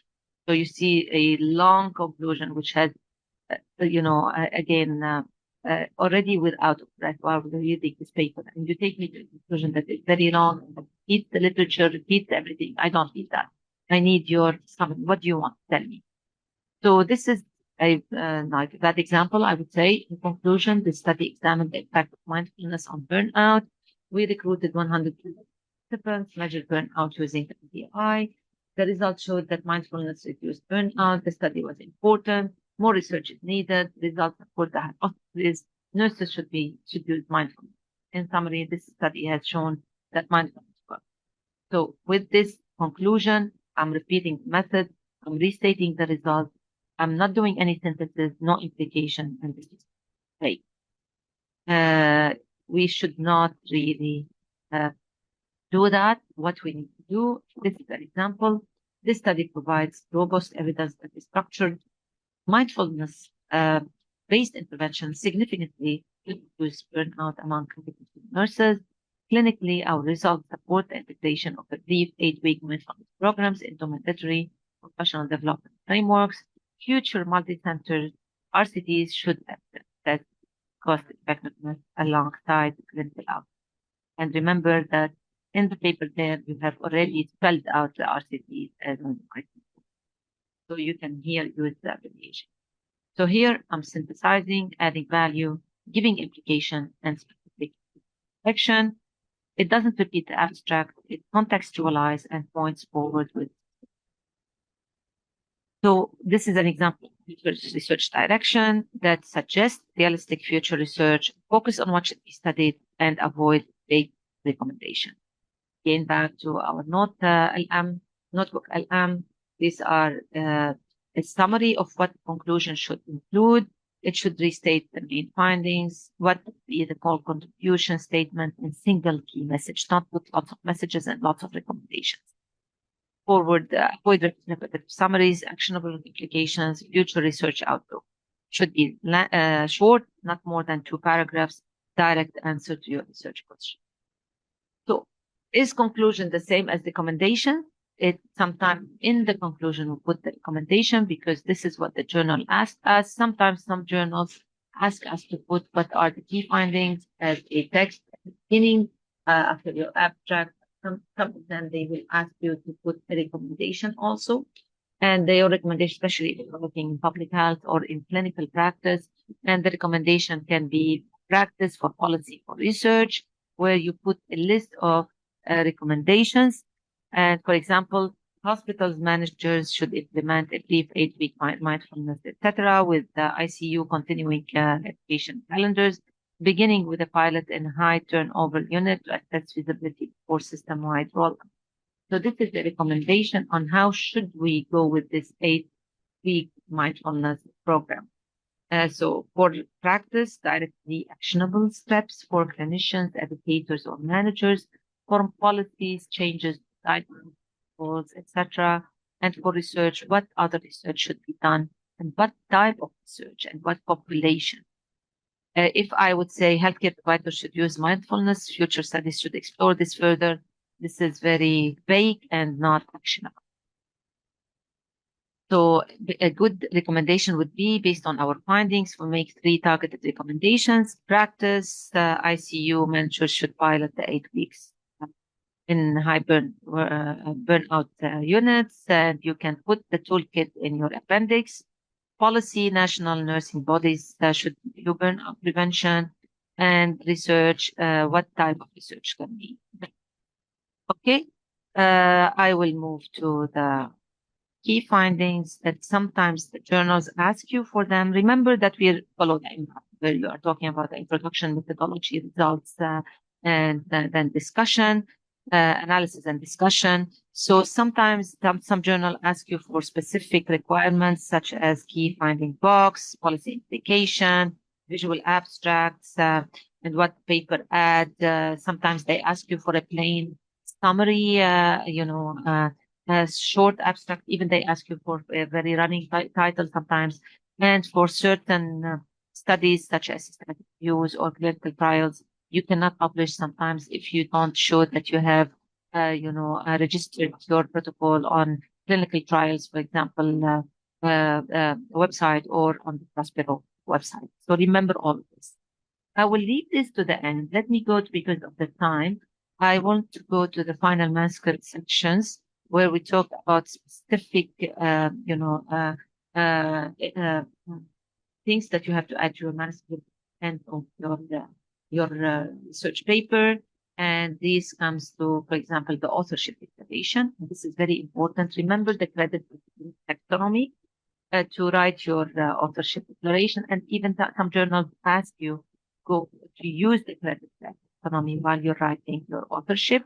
So who conceptualized, who did the investigation, who have designed the study, who has done the formal analysis, who wrote your manuscript, who did edit, who supervised, who came with this funding for your study. So you can look at some, these roles like Nature and Elsevier. Wiley Springer asked you to follow the credit taxonomy. So you would say IE has conceptualized the study. The investigation was done by EM. IE and EM designed the methodology. And this is referring to your, definitely, your initials. So you don't write the full name of the person, you put the initial of the authors who did this. And please don't add authors that are not listed in the authorship, in your authorship declaration, if they are not listed in the authorship at the beginning of your paper. So if someone has helped you and they are not authors on your paper, you can add their names in acknowledgement, not in the authorship declaration. Authorship declaration should show who is and whose names are listed on this paper, what did they do, and how they and who did what. Okay, and these are again some examples on sites that might indicate that authorship there are authorship problems, and definitely if your authorship is not clear and not honest and not transparent, you are shooting yourself in the foot and your paper is not religious. So make sure that you're honest and you're putting only those who have worked on your paper. There are what we call the ghost authorship, and there are the guest or gift authorships. These are very common within our fields in general. Sometimes I want a guest author because I feel that this person might improve the possibility for my paper to be accepted because this person has done a lot in this field. So you can do that. A gift authorship is a person who did not make a significant contribution, but his role was acknowledged, or someone not involved with research but was added as a favor of appreciation. This is not really recommended. Please do not do that. You can add, but do not go give authorship. It's not really, this is very common, but I would call it gift. And sometimes there is less authors who are omitted or at least deleted, although they are qualified for their authorship. So make sure that from the beginning, and this is my advice after long experience now with writing, from the beginning, agree on the authorship. Don't leave it to the end because this will create problems with your team. One of the very important things is to try to avoid excessive self-citation, or sometimes some reviewers, you send a paper to for reviewers, and one of the reviewers wants you to add their citations. You can here, you have two scenarios: either pull your paper out or go back to the editor, or you can, if you feel that this is beneficial, you can add it to your paper. And then unnecessary citations, which are not adding to your journal, to your paper, and might affect the reputation of the paper. This is about authorship. Now, about funding and ethics statement, always remember that you need to add that section at the end about funding. This work was supported by the UAE Research Council. The funder had no role in the study design, data collection, or analysis. You put the name of the fund there. And this is a requirement for all journals if you are using funding. And make sure that this is your credibility, and this is one of the jeopardy for lots of researchers, that you obtained the funding and you did not mention it there. Once the paper is published, the funder might have the right to withdraw and to retract your paper if you do not mention everything, unless they don't want. So the ethics statement is another thing that you have to put. Most of our research within health, you require ethics, all of them. So make sure before you start your research, you obtain ethics and you get the IRB. And this is something that it will be discussed more with my colleagues. Make sure, sometimes some journals ask you about the informed consent. So keep copies of your report consents, and if there is a waiver, you can add it there. And this is again, journals will ask you about the number of the research ethics committee reference, and sometimes they ask you to provide the actual letter stamped by the institution. So make sure that you're going with this from the beginning in the right direction. Other declarations that must be declared is that, as you say, financial. If it's not funding, did you get any financial support yourself as a researcher? Were you given some money? Is there any patent, travel grants, honorarium, etc.? These should be declared, or non-financial conflict of interest, and then the no conflict of interest. So if you have any kind of conflict of interest, whether you are dealing with pharmaceuticals, you're obtaining money on what you're doing, or dealing with some companies that are part of your study, you have to declare what is your relationship and if there is any conflict of interest. The final thing is the AI use disclosure statement. So as Dr. Attar mentioned, please make sure that you mention that you have AI. Don't put the AI as an author. This is not recommended by journals, and sometimes journals will tell you don't put AI as an author. However, acknowledge why did you use AI. So you can say no AI assisted technologies were used in the writing or in the figure preparation. If you are using, for example, napkin to create your figure, you have to reference it and to declare that you have used it in your declarations. For example, you can say AI writing assistants were used for language editing. All intellectual content was created by the authors. Okay. Analysis, as Dr. Imad, sometimes we consult some AI tools for analysis. You can mention that AI tool that you have used, you reference it in your text and in your references, and you declare it. Again, one of the very important things that you are sometimes asked to put in your manuscript acknowledgement. So in the funding body, you're putting what are the funding institution, but sometimes there are people who help you, but they don't qualify for authorship. Please acknowledge them there. Acknowledge your participants, acknowledge your colleagues who gave feedback, and do not include a co-author in your acknowledgement because the person was acknowledged already in the co-authorship statement. So make sure that I would skip this just for the sake of time, that I want to think. To give you an example, you have used ChatGPT to help create your method section, and you used our Copilot to write your analysis code, and one of your co-authors is a paid consultant for device manufacturers. How do you disclose this in the way?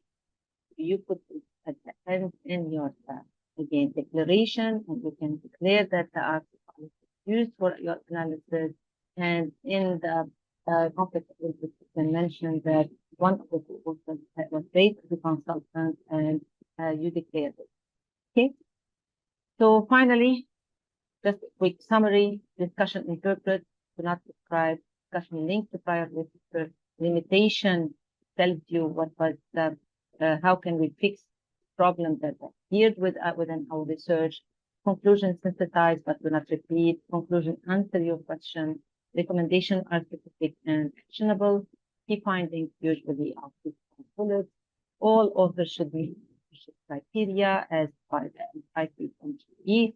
Credit taxonomy can be used for authorship, conflict of interest. Funding body ethics should be there. AI used, and your manuscript should follow the bookman recommendation. I will stop here again with the book LM infographic about scientific manuscript blueprints and the 6 steps for discussion framework. And I'm more than happy to introduce the later on after we finish our now for break until 11. Dr. Afat, can you use the mic, please? So we will go for a break now until 11. and then we'll come back with Dr. Ruwaida. And if you have any questions, please put them in the Q&A, and we will answer them at the end of this session. Thank you so much. So until 11, Mr. Sami, Dr. Sami, and the team? Yes, Is this until fine? 11. Yeah. Yes, inshallah. Thank you so much.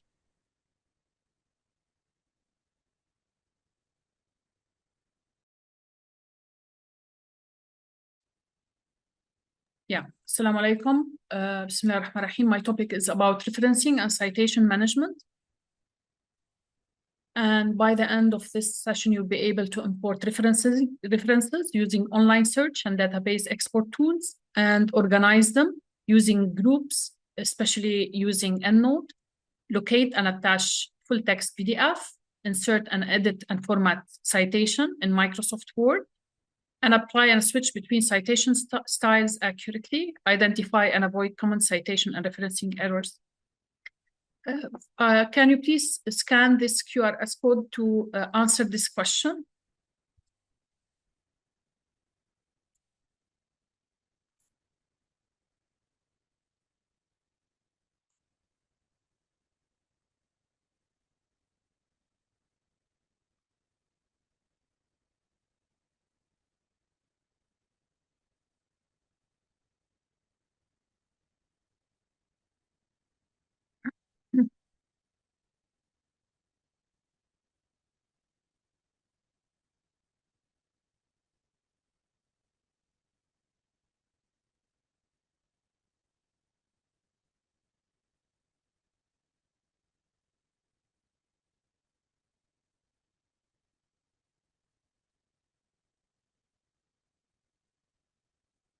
As you can see in the screen, EndNote is cited as the most used, followed by Zotero, Mendeley, Microsoft Word. Actually, it's not a citation management app. Okay, thank you for sharing that. The most common one that you have mentioned, we are going to focus on in this session. Also, I will introduce Zotero and Mendeley briefly. So accurate referencing is really important because of academic integrity to prevent plagiarism, so that each statements are not claims, they are referenced by certain authors who wrote them, and give credit to the original authors and demonstrate ethical scholarship for scientific credibility to support the claims of the evidence, show from where they came, and for career impacts, because theses, journals, they require them, and not using them might result in rejections and even sometimes corrections. So what would be the common referencing problems? Missing citations. If you want to do it manually, there will be errors. No matter how much you try to orient yourself to the guidelines for the citation style that you are using, you might have missing parts or incorrectly written.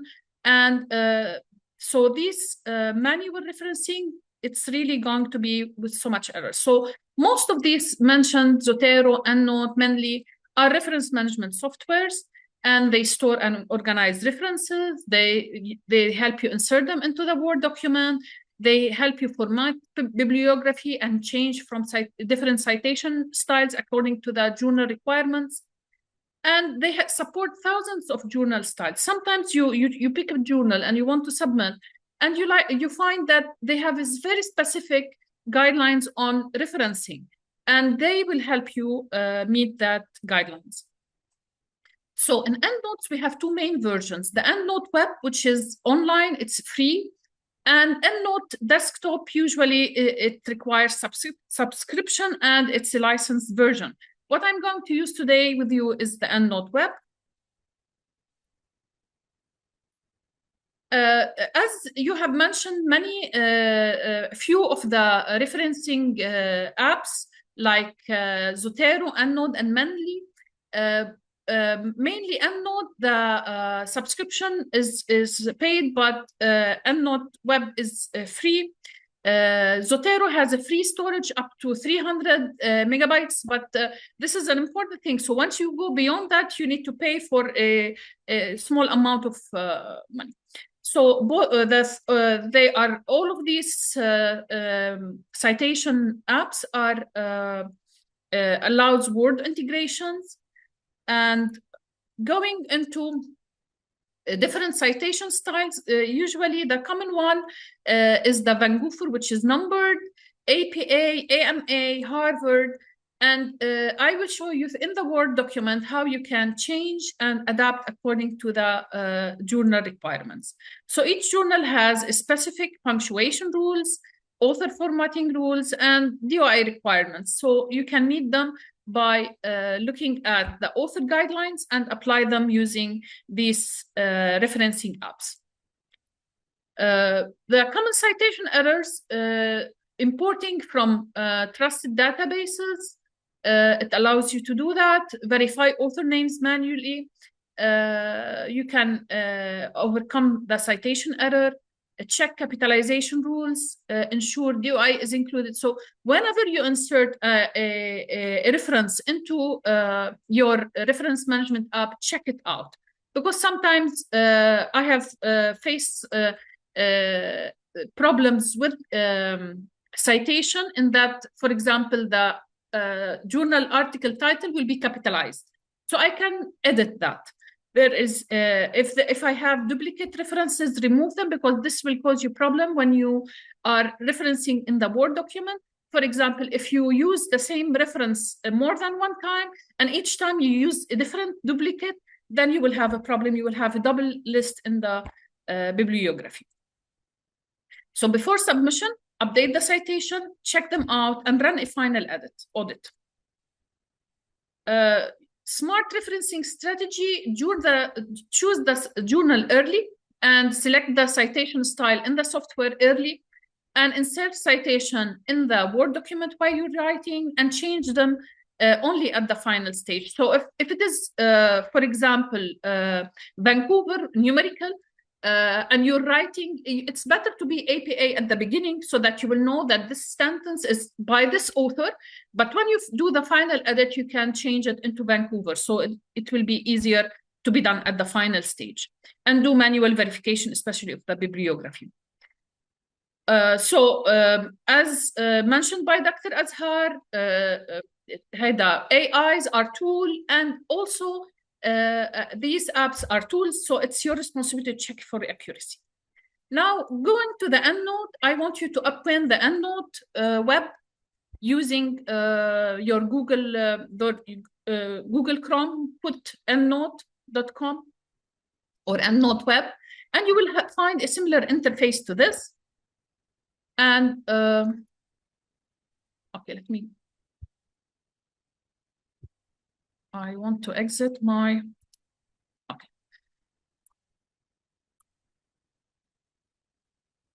So you can go to your EndNote, type EndNote web, and you can open, you do login and open, it will be empty. Mine is, if you haven't used it before, it might be empty, but mine, I have a few articles there. When you open it, you register and you create a file, and you will go to, for example, if you want to import from PubMed, you go to through your interface from the e-library of your institution. You go into P and you find the PubMed, you open it, you go to advanced. Okay, so let us say we want to do the effect of phone use on vision.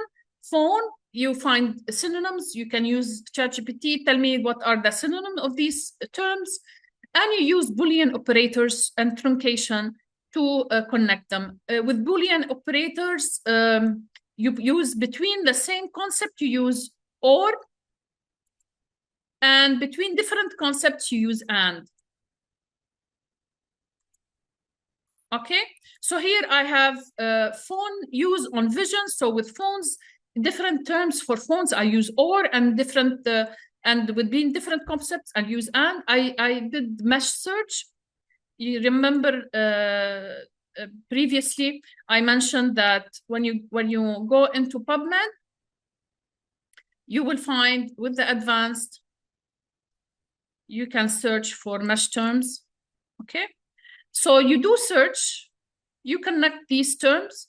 For example, here you use the truncation here because you want many variations like smartphones, plural. And when I did search, I put title abstract. And when I did the search for the mesh term, I included it like cell phone. So here I will look for usually title and abstract, and I will put the term between brackets and I will insert it.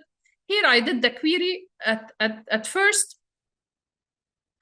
And you can see when you do the search, sometimes there is this red coming here. So you press it out, you see what is the problem.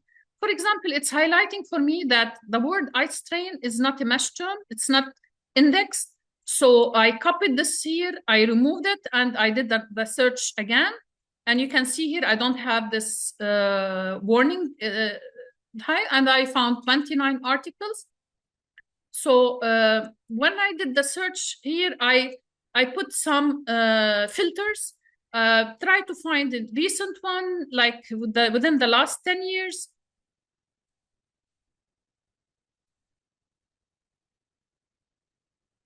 Okay, and you do filters on full text, you can do filters on type of article type, you put additional filters, and here I want to remove the mail, keep it for human and English, so the number of results increase. So I want to import them these to the EndNote, so I can choose, if I find that out of these 35 there are unrelevant ones, so I tick the ones that I want. I check them out. Let us say I want them all. I go to send, citation manager, all the results on this page. No, I want all the results. Actually, they are the all 35. I don't do like in thousands. I don't select all results. I will, if it's a large number, I select, I tick the ones that I want and I press selection. But here now I can go ahead and I create the file. And it will go here, downloads, in my downloads. And if I open it, you can find that this file is NBIB formatted, and it's compatible with EndNote. So when I go to EndNote, okay, and I want to enter these, import them into my file, you go to collect, okay, and import references. You press it out.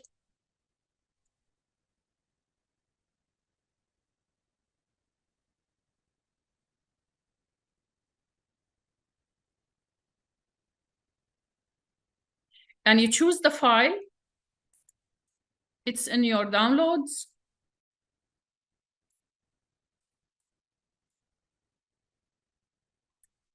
You open it. And you select where you want to put it. I will put it in mental, I will put in another new group. Okay. So I create a group first. Let us put it into the mental health literacy.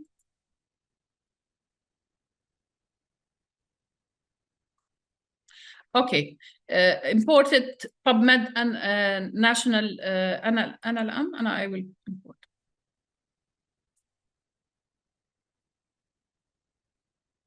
"35 references were imported. If I go there, I will find them added into the file of mental health literacy, and I will find them there. Okay, now if I want to do the search in Google Scholar, I don't need to use similar Boolean words like the one that I use in PubMed, but between the words of the same concept, I put or, but I can remove the and. It assumes that it is and. So here, let me do this search in Google Scholar.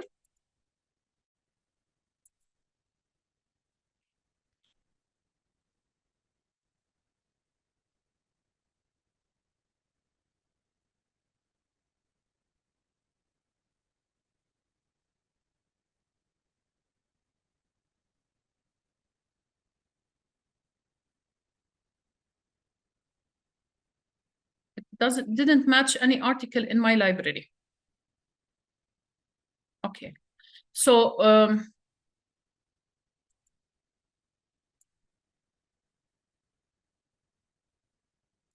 I put the search, and I have like 4,070 something. I need to custom range the like, let it be 220, and I will do the search again. They have been reduced. And now if I want to select, you can see here, import into Refman, because I have used here EndNote click. So I inserted that one when I started my submission, my using EndNote web. So here I will have this import into Refman. No, this one, import into Refman. You see these three lines here. You press there, you go into the setting. If you don't have it, you press into the setting. You see here, show links to import citation into Refman. Don't choose other one, keep it Refman. And you save the setting. So now you can have it there. If you want to, you like this article, you can add it into your library. Okay, so you save it into your library. If you don't have the library, you go into my library and you manage them. For example, here I have this mental health library. Okay, and these articles, I want them to save them in this mental health library. Done. So as I select, I will put them into my folder, and at the end I can go into my library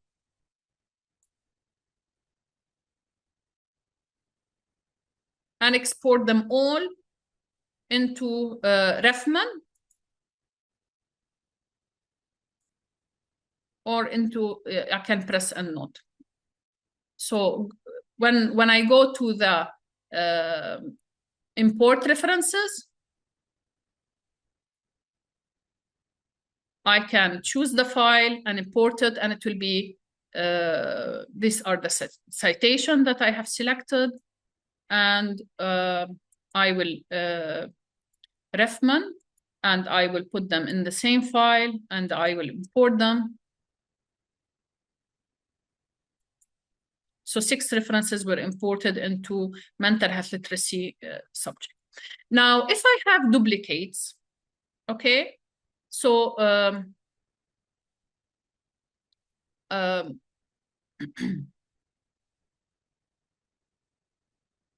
you will organize and find duplicates. You can under organize, you go and find duplicates.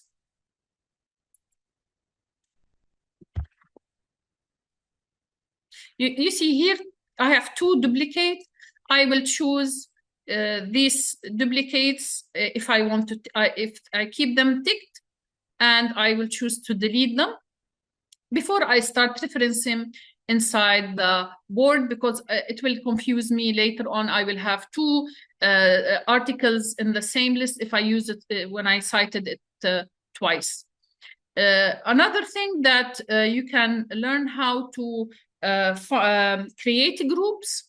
So you can under organize, press manage my groups.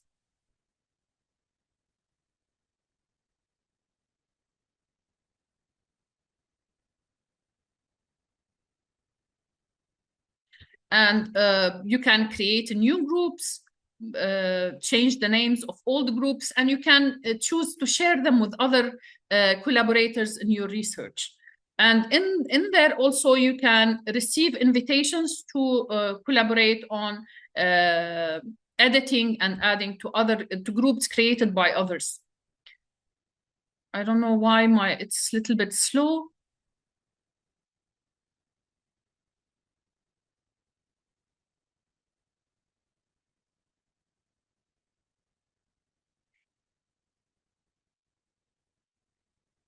Let me take you to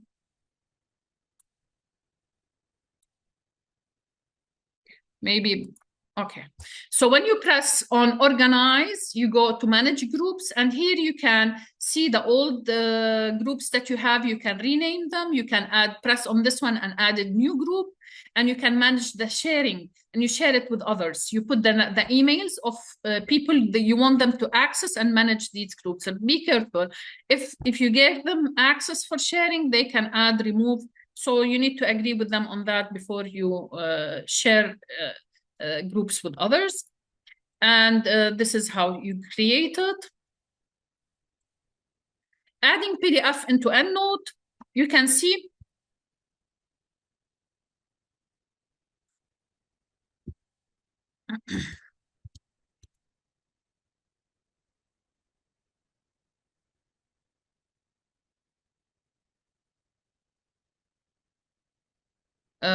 you can, when you access a file, you can see here this paper clip. You press on it. Here you don't have a file attachment.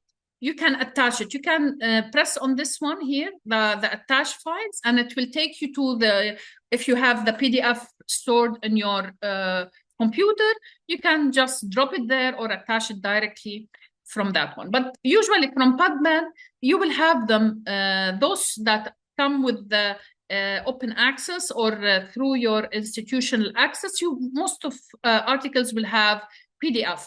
If not, you can use the links, web searches like Sci-Hub, where you can access PDFs and upload them. Now, citing in the Microsoft Word is a little bit, it's not difficult, but you need to make sure you have this plugin installed in your Microsoft Word. It will come here on the toolbar. And when you have opened the Word document, if you want to insert it, you put the cursor where you want to insert the citation, you press on the citation, and you put the name of the author who originally had the work, their words are cited, and you select them and you press insert. So when you do that, it will directly appear on the Word document. So as this is the steps, you press insert and it will hide them. Now, if you want to change the bibliography, you go here on annotated and you select what type of bibliography you want to use according to the journal guideline, and you press on it. So here we changed into APA, and it has changed also. Now, if you want to add page number, if it is direct code, you press, you edit and manage citation button. You press on that, and here you will add the page number, and you press insert, and it will be inserted. So to change bibliography, you click EndNote tab and you change bibliography. Let me show you. And EndNote, still it's, I don't know why it's not working, but as I showed you, here if I want to do citation, I will check it out. I will copy, insert citation, it is there, and I will insert it. If I want to change the bibliography, I can change it from here. If I want select another style, I can select it, and I can change it. Okay.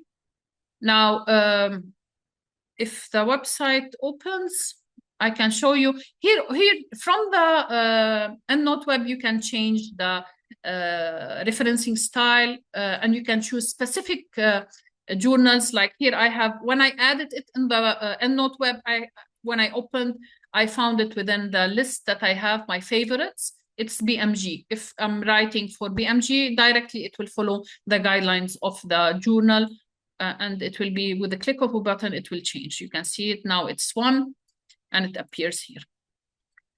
This is regarding citation management. And I want you to write one thing you want to learn more about. And I think it might not be enough. It might, I think it might require more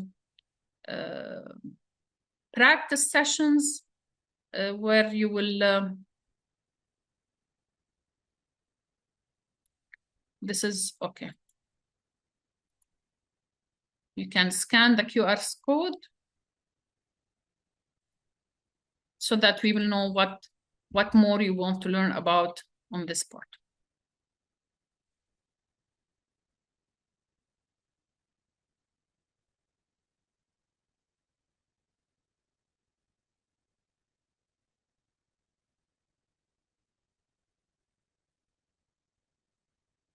Now, if you have any question, write them in the Q&A, and I will start now with the second topic.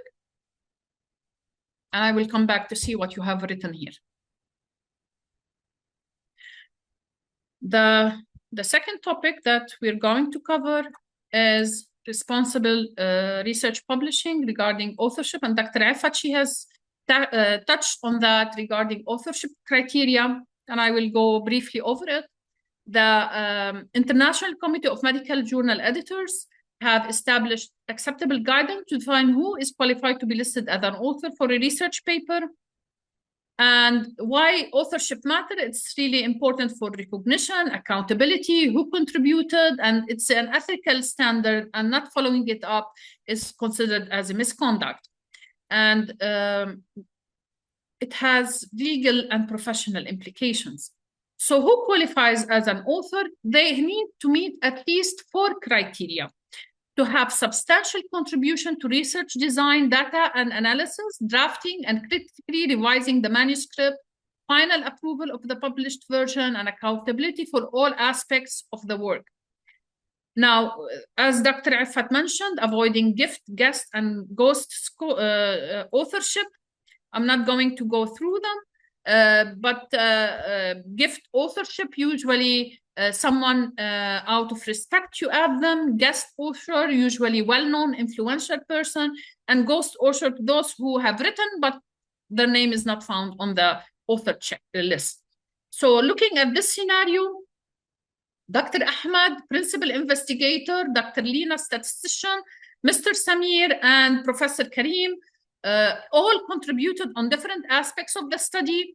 And now, who is qualified to be included in the author according to the guidelines for inclusion?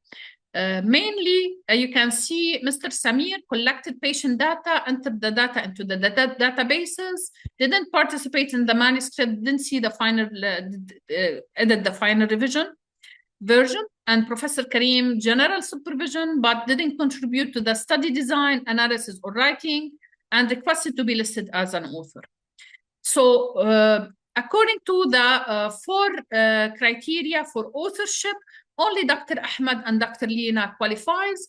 Mr. Samir and Professor Karim need to be mentioned in the acknowledgement section, unless they did further contribution. Now, regarding IRP approval and publication ethics, it's really important to apply for ethics approval from the Institute Review Board, and to use informed consent from participants. Clinical trials must be registered, and they need to follow a COPE and Declaration of Health Scheme principles. Now, let us see if a research team conducted interviews with hospital patients about treatment experiences. The study was collected and identifiable information, but they didn't apply for IRP approvals before data collection. Can this study be published? It cannot. And what ethical principles were violated? Mainly many. Respect for persons, informed consent requirement, beneficence, confidentiality, and data protection safeguard, accountability, and research integrity. All of these are guaranteed by the Institute of Review Board approval process and having an ethical approval. Because these boards, they review the risk and benefit for the participants. And there are risks here for researchers and institutions if they apply these for publication. So what are the corrective steps? You need to check with the Institute of Review Board, and you consult them immediately and determine if this study qualified for retrospective ethics review, and assess whether the data needs to be destroyed, or if it's submitted, you notify the journal. And this practice is really bad practice for your research. An important part of finding the suitable journal is to know about predatory journals. And they are real. They look like real academic journals, but they don't follow peer review and editorial standards. They are more concerned about money than quality, and they can publish fake studies.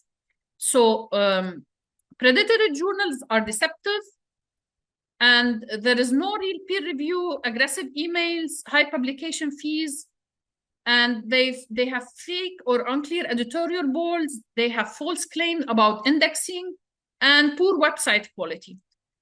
To check for these predatory journal, you can use directory of open access journal. These I will put them in the chat.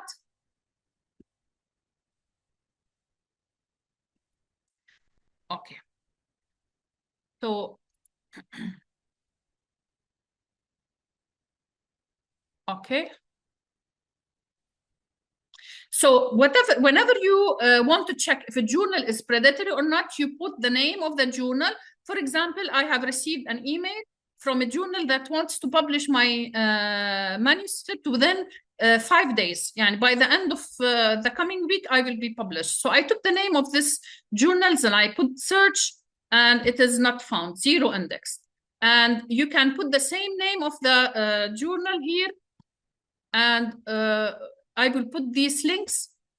Also, this journal is not found. But if you put, for example, journal +1,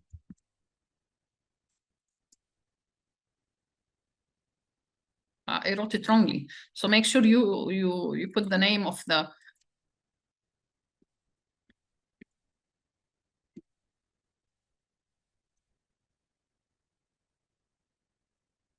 You can copy it from.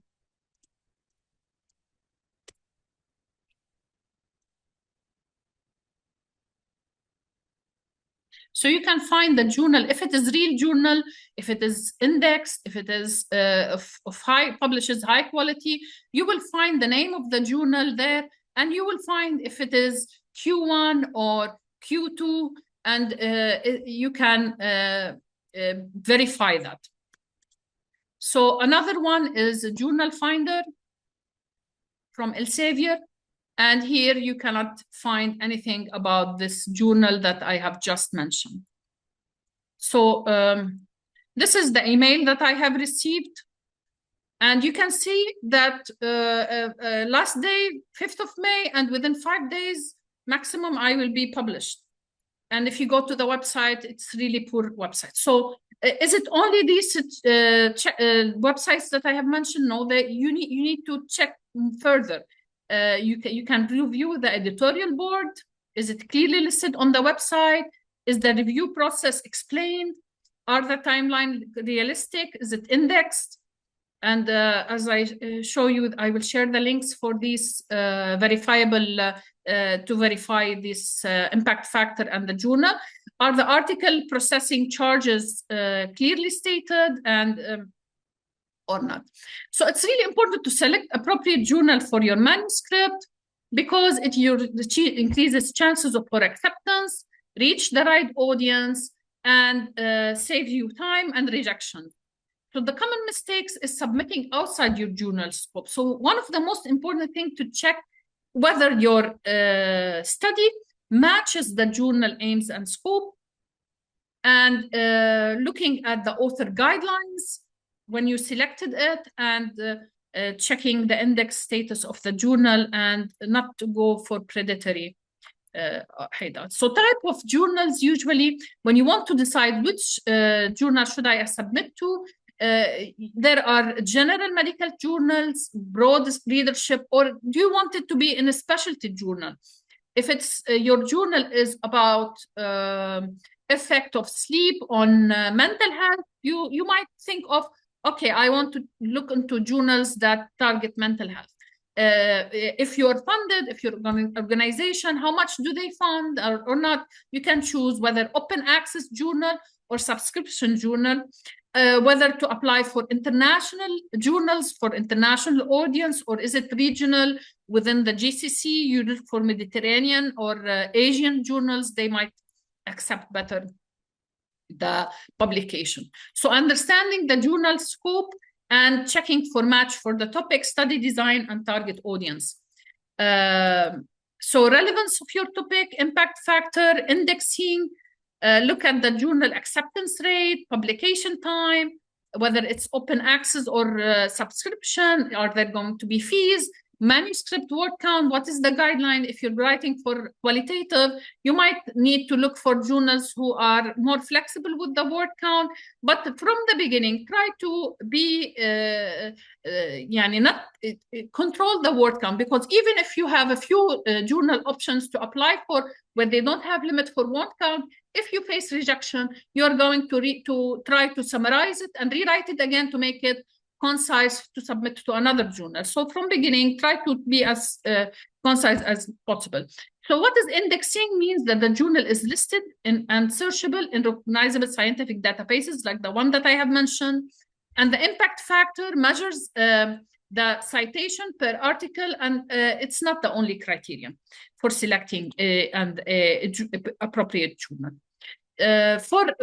Let me explain a little bit about subscription and open access. Open access are you pay for the charges, but readers will review it for free and increase citation. In subscription, there's no publication fees, limited access for readers who pay, but usually they are very more strict in selecting articles. So how can I find which journal to submit to? There are many journal finders by publishers. For example, in Elsevier, you copy your abstract here, you press journals, find journals, and they give you a list of journals that match your topic. So you go into mind that it's generated by AI. So whenever they suggest a journal, don't take it for granted. Go to the specific journal, read about the scope and all the funding, whether open access, subscription, and all the writers' guidelines, and make your selection. Another link by Springer, where also you put the keywords, abstract, or manuscript title, and they help you find a journal. I will share also these links in the chat. Wiley is another publisher. Also, they have a journal finder where you will search by keywords or search by abstract. They can help you a lot. Sometimes ChatGPT can help. You can put the title or the abstract and ask for, I want subscription journals by Elsevier that specifically fit my their scope, fit my title, my research focus, and they will give you a short list, and you will go and check them one by one. So what is the most important part of cover letter? Cover letter are really important for when in the submission process. So the most important one is the journal fit. And now looking at the effective cover letters, they need to be brief, not more than 1 page. They need to have highlighting the research purpose, the novelty or originality that hasn't been submitted to other journals, and explaining the journal fit is really important. And actually, ChatGPT, they can help you. You can put your abstract and give a very clear prompt on what is the journal, what is its aim, and this is your study, and asked to help you draft a cover letter, but you need to read it and verify it. This is an example of a poorly written cover letter. Lots of important elements are missing. It doesn't have the journal scope. The significance is not really well explained. Journal fit is not justified, and the tone is not professional. You can see it's really brief. It's really bad cover letter. So having it more professionally crafted to show how your study is of importance to the readership of the journal are really important. So you need to mention the main contribution, brief overview of the study, why this journal it's suited and of interest to the readers, ethical claims that it is original, not under consideration elsewhere. Many, and this is unethical practice. Okay, to increase acceptance, let me submit it to 2-3 journals at the same time. This is unethical, and you need to ensure that you mention in your cover letter that it's not under consideration in any other journal. This is mainly with the submission. When you want to apply for submission, it's really important selecting the suitable journal from the beginning. It will decrease rejections, and read the guidelines carefully. One strategy that I personally use is when I choose the journal, I go and I download an article with the same design that was recently published. It will help me apply the guidelines easier. Prepare your manuscript and let it be ready. Follow the format precisely. Prepare your tables. Better to have it TIFF, and it's need to be 300 DPI. I will show you a website that can help you adjust your figures for that. Prepare additional documents according to the requirements.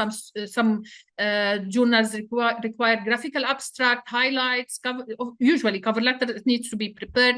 Supplementary material is needed. And there was a question about raw data, what they need to do. So it's really up to the journal guidelines. Sometimes they request to put the de-identified raw data in data repository. So you follow their guidelines on that. So do the prepare co-authors information as well. I know that title page usually you put them, but make sure you have the ORCID numbers and their emails and all the affiliation details before you open and you start submitting on the journal portal. Do the final check before. Make sure all your documents are ready. It will ease up your submission. And if you can write down one thing you want to learn more about on this topic as well, from my side, that's it. Thank you so much, Dr. Ruwaida. I believe the next speaker is Dr. Azhar. Thank you so much, Dr. Ruwaida. And if you can stop sharing so I can share. Okay. Thank you. Okay. Okay, stop sharing. Okay, I don't know if you can see my camera. I don't know if it's working or not. Anyway, let me share the slides. And I would like again to thank everybody for staying till the end. And I would like to thank my colleagues, honestly, for giving such a very informative and from their heart presentation. So I hope that you guys enjoying it. So let's conclude with the last piece, which is from submissions to publications, which is why we do all this research, because we need to get our paper published and the whole scientific community to see what we're doing. So if you remember, we were talking about the anatomy of the research paper. I mentioned the fish yesterday. So yesterday we started with the espresso. It was early in the morning, but now since it is lunchtime, we'll talk more about the fish. I hope no one is allergic to seafood.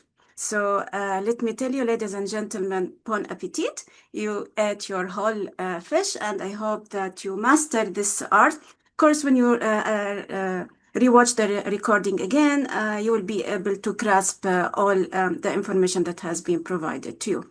But are we done? So usually, yes, we eat the main dish, but we need the sweets. So where is our sweets? Our sweets is going with the publication. So my advice for you is that after you're done your first draft, and this is why I insist in saying it, first version, try to put it in the drawer, go aside for 1 to 2 days, and then come back. Because, you know, as I told you yesterday, sometimes where you are so much into the books, you wouldn't see what other flows. And I've spoken to so many scientists and colleagues. They were saying me that going back to their first paper, they wish they did not even published it because they saw a lot of flaws as them now becoming so senior and professionals, and they don't want even to have their name associated with that paper. So it is very important that you really don't just خلاص, it's as if I'm done with it. It is a burden on my shoulder. Let's submit it. Take a critical, fresh view on your paper, and believe me, you will find so many things that you would like to improve. Not only that, try to ask your colleagues. Your supervisors become so important at this time, your seniors, to review your manuscript. Ask them to be highly critical. Even if some of you decided to use AI, though I don't advise you to do so because still this data is still unpublished and you don't want to go into their database system. So if you would like to ask anyone to support you, try to ask them not to be kind to you. I mean, be very highly critical. And you need to take their comments, not personal, but be open to their suggestions because at the end, they are spending time to improve your paper. Make changes, incorporate the comments and suggestions, and then after the final version has been edited, this is where you need to send it to the whole authors to get their approval for the final version to be submitted. Failing to do the last step is going to put you in so much legal consequences because some authors may say that I did not approve this final version, so you need to be in the safe side.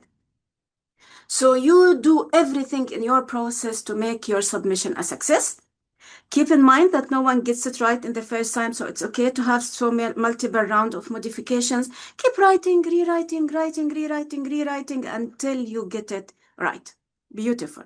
So you submitted your article, and thanks to Dr. Ruwaida, she showed us which journal you can select, and I put for you in the chat a list of the Scopus journal according to the field, so that could be a good start for you to see if this journal meet your manuscript. Mabruk. So you did it. You submitted. And this is how you feel. I did it. I am so famous. Khalas, I'm there. But to be honest with you, this is not the case. This is how the heart of a scientist once their manuscript is submitted. If they submit it, good. And then when they keep opening, because we have this tendency, especially if it is your first paper, I remember this from my PhD days. So you keep refreshing their website, waiting for the emails every 5 to 10 minutes, maybe every 24 hours when you wake up early in the morning and you see that your manuscript is under review, you'll have this tachycardia. And the minute you receive this beautiful news that your manuscript is accepted for publications, happiest day of your life that you may need CPR, inshallah.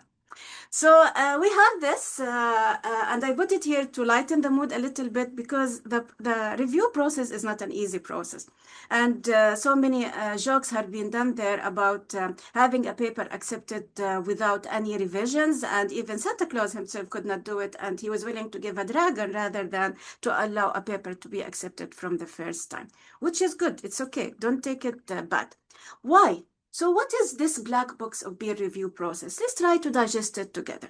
So basically you are here, you are the author, you've done all this beautiful work, and your paper is ready to be shared with the scientific committee.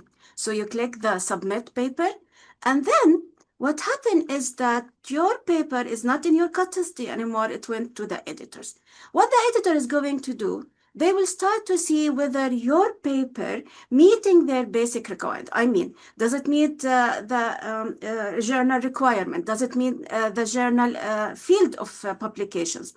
If the answer or that checklist, and we'll discuss this in a minute. So yes, they're going to assign reviewers for you. And this is where the paper moves into the second phase, which is the reviewer phase. And usually they give them 10 days to 2 weeks to review the paper and give recommendation. If la qadar Allah, you did not do your work well, if you did not listen to this webinar and you missed some of the elements, you're going to get something called disk rejections, and we're going to discuss how. So if this is a disk rejection, khalas, there is no way even for it to move to the reviewers, because you fail here to make sure that your paper up to scientific standards, you did not check maybe the author's guidelines, or maybe you did not send it to the right journal. So if this is a rejection, done. Then if the reviewer, some editors will give you some comments and they will send it back. They are the kind editors, I call them, because sometimes they're going to ask you to modify your manuscript a little bit because it did not meet the journal requirement, but this is very rare. It is a rejection and we call it disk rejections. Once the reviewers share their comments, it goes back to the editors. That editor is going to collect the recommendation, make the decision accordingly, and send it back to you. So what decisions? Let's start. So as we said, be prepared for the first filtering process, which is the editor's first look. So even before assigning any reviewers, he will see the work or she will see the work. They will act as the first gatekeeper. They will make sure that the ethical concepts have been met. You included the ethics review board numbers, for example. Sometimes they will ask you even for the letter from the IRBs to make sure that you did it in the right way. If they will evaluate the scope of your paper, its novelty, and the scientific record. So a polished, well-formatted manuscript is your best impression. So make it count. Make it count. And as I remind you yesterday, and they are going to read your abstract first, so make sure that your abstract is really summarizing the whole paper that you want. And the editors will have these 4 options. Either a disk rejection, in case you did not check all the boxes, or minor revision, major revision, or acceptance. So you will be like this, waiting for the editor decision, waiting and waiting and waiting and waiting. And sometimes you will receive the email in very awkward places, like you are in a conference or you are driving or you are doing something, and then you get that beautiful email from the editors and your heart starts racing and you would like to know what is the outcome of that email. Sometimes you'll be shivering, especially if it is your first paper. I remember that. And sometimes you're going to ask your colleagues or your mom or your siblings to read it for you because you are so excited to know what is the result. So sometimes you will receive this, which is the disk rejection.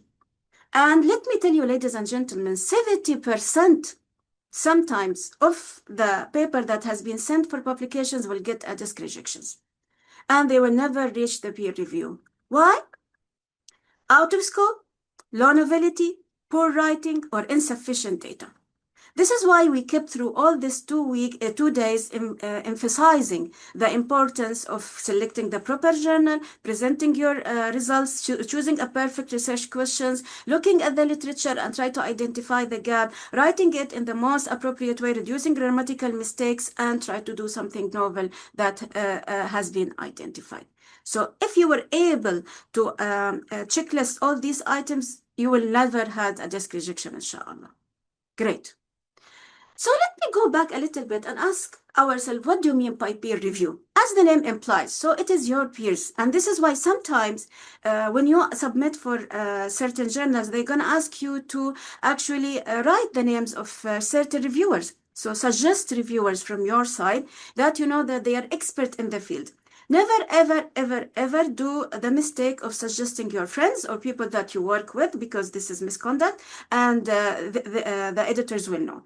So you suggest people that you know, you read their articles, you know that they are the expert in the field, and they are the one that they are going to assess your paper in an honest way.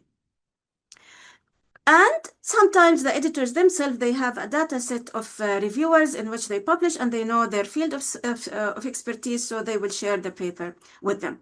It is currently the cornerstones of scientific validations. So it is a process by a subject matter expert provide unbiased critique to verify merit, validity, and reproducibility before publications. And this is what we mean by unbiased critique. Like if I know someone and he's my friend or she's my friend, I may give biased recommendation for the paper. This is not accepted. Or someone that maybe I have a clash with, and I'm going to give another biased, very hard review. So this is where it is a very moral responsibility to make sure that your review is done in the best way ever, and you are checking the validity, and you consider the last gatekeeping before this paper goes into the scientific committee. And I don't know if you remember, during COVID, so many papers were published and then it was proven wrong. It was retracted because what happened is during a crisis, this peer review process were disabled because we would like the information to reach the scientific committee as fast as we can because we were handling a virus that we don't know how to handle. And this is where we understand what is the value of peer review, because many articles has been retracted later on because of the misconduct, because it wasn't valid information, it wasn't reliable, and it doesn't have a scientific merit. And this is what the reviewers are responsible to do.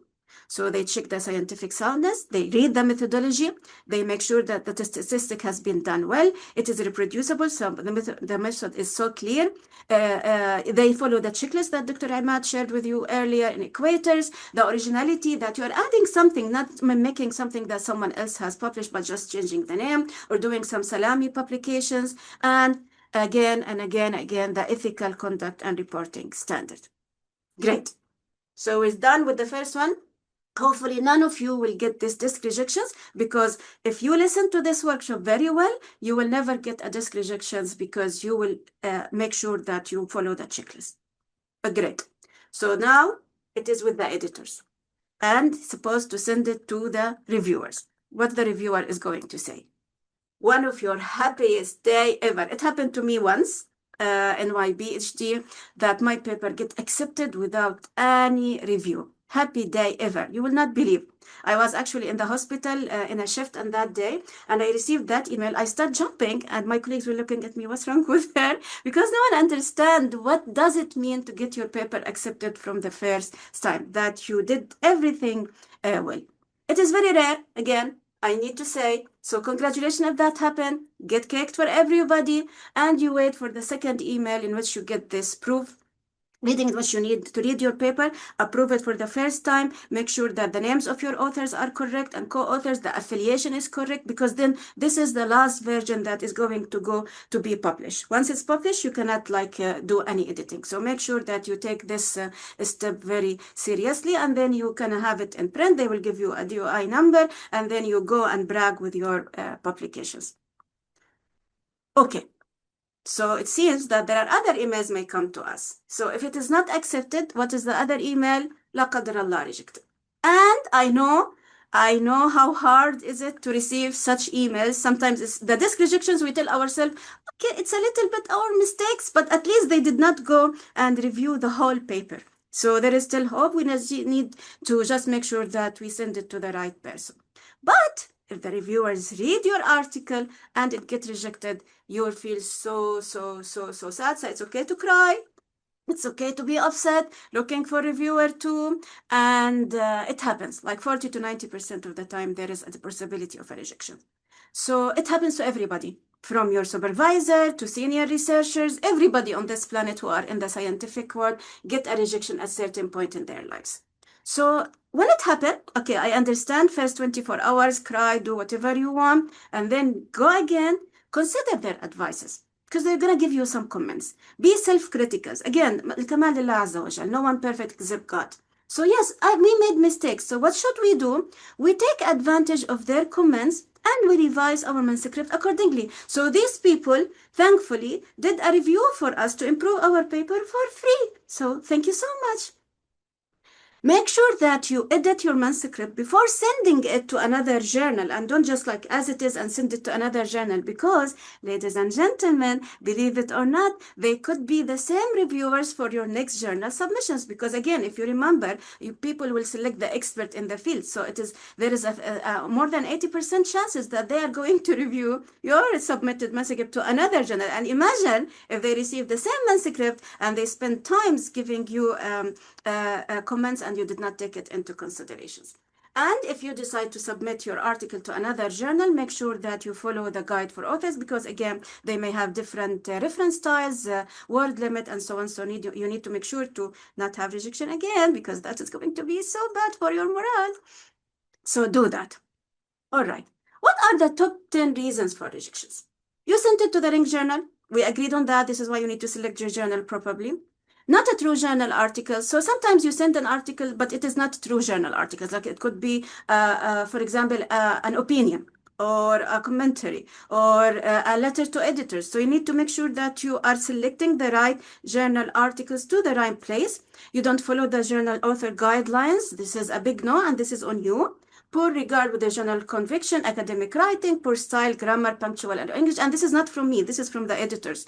And no contribution to the subject, not very well constitutionalized. You know, especially if this written by AI, you will find so many incoherent phrases that people doesn't make a story of it. So you need to tell us your story. There is no theoretical framework, poor methodology, messy presentations actually of your results.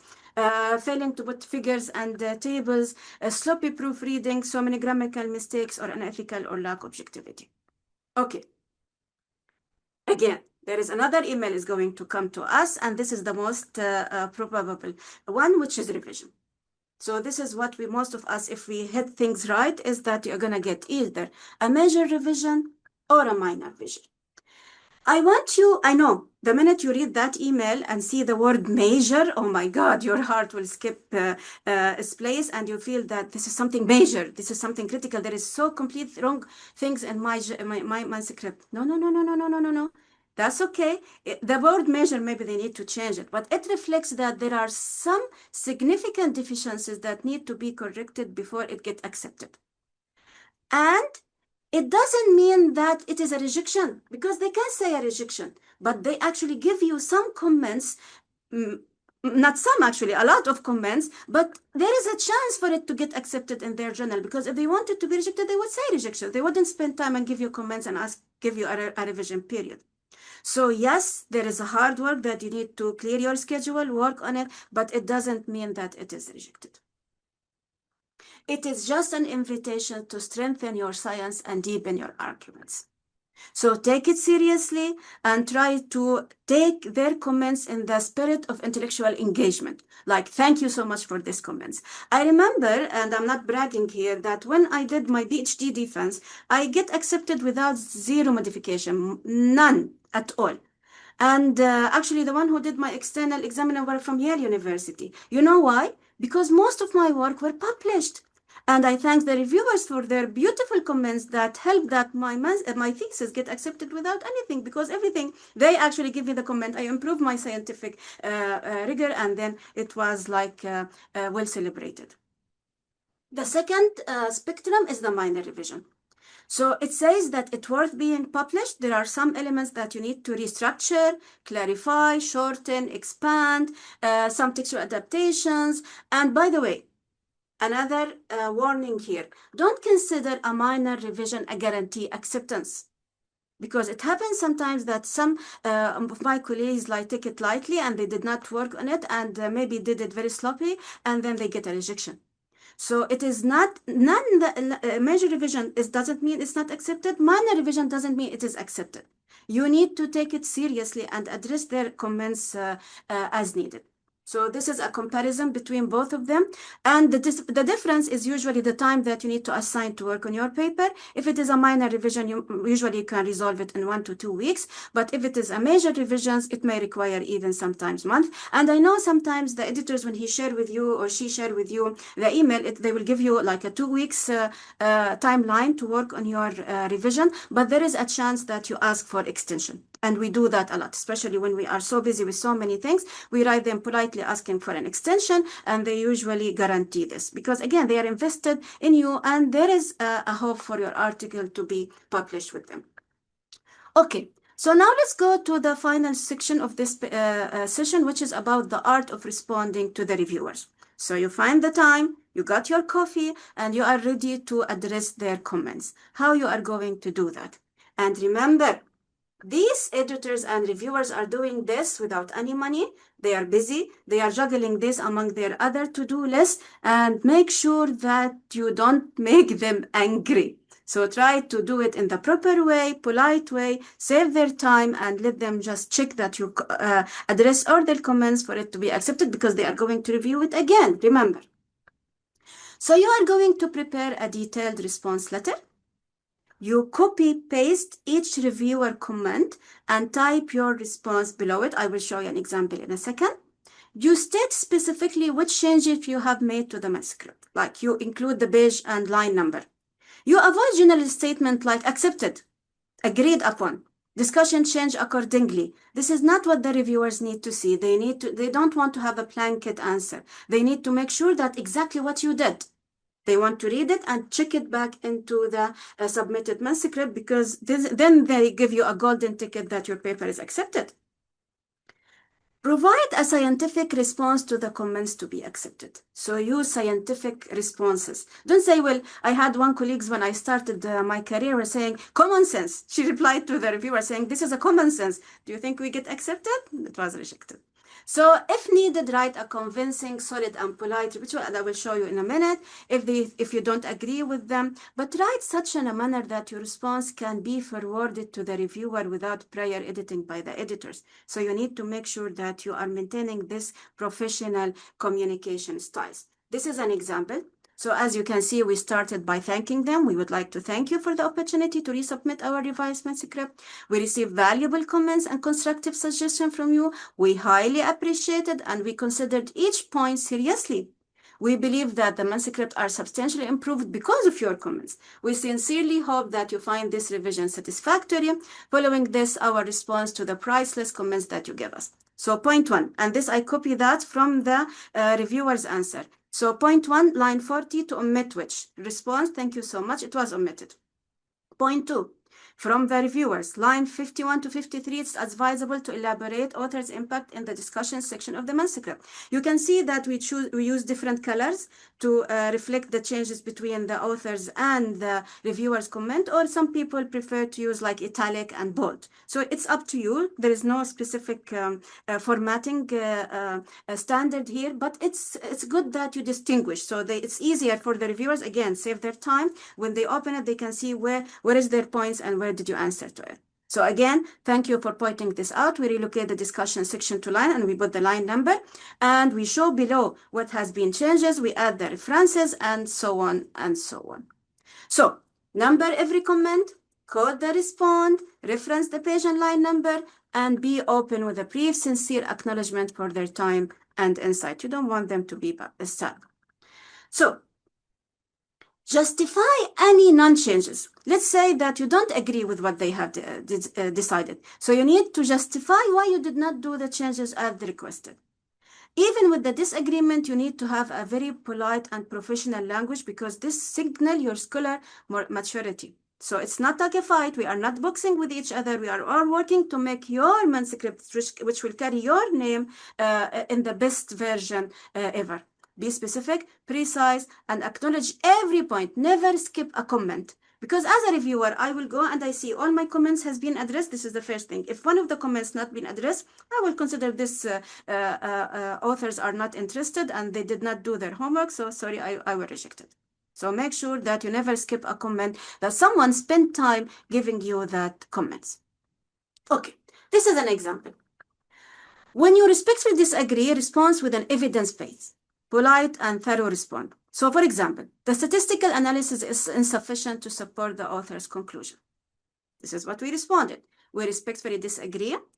Our reanalysis detailed in the revised manuscript, page blah, line blah, blah, blah, confirmed that the p-value remains statistically significant. We have also added a supplementary table presenting the full analysis of fair transparency. So we did the homework. We'd work on it, but our findings are accurate and is sufficient. So we lead with respect, support with the data, and analyze direct to editors to exact location of the changes that has been done in the manuscript. Another way, The sample size is too small to draw definitive conclusion.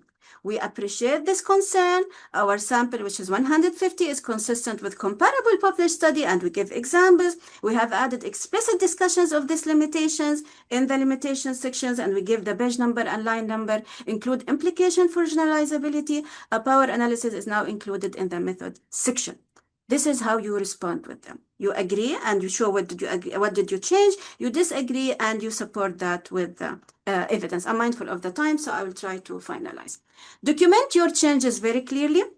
And you will have usually, and this is again, you need to follow the editor's request. So some editors would require to have a track changes. Some require that it will be highlighted in yellow color, for example. So make sure that you follow what the editors is ask you. Some of them request two version, one with the track changes and the other with the polished clean version. So make sure that you follow what the editors is asking you, and that will be stated clearly in their portal or in their email.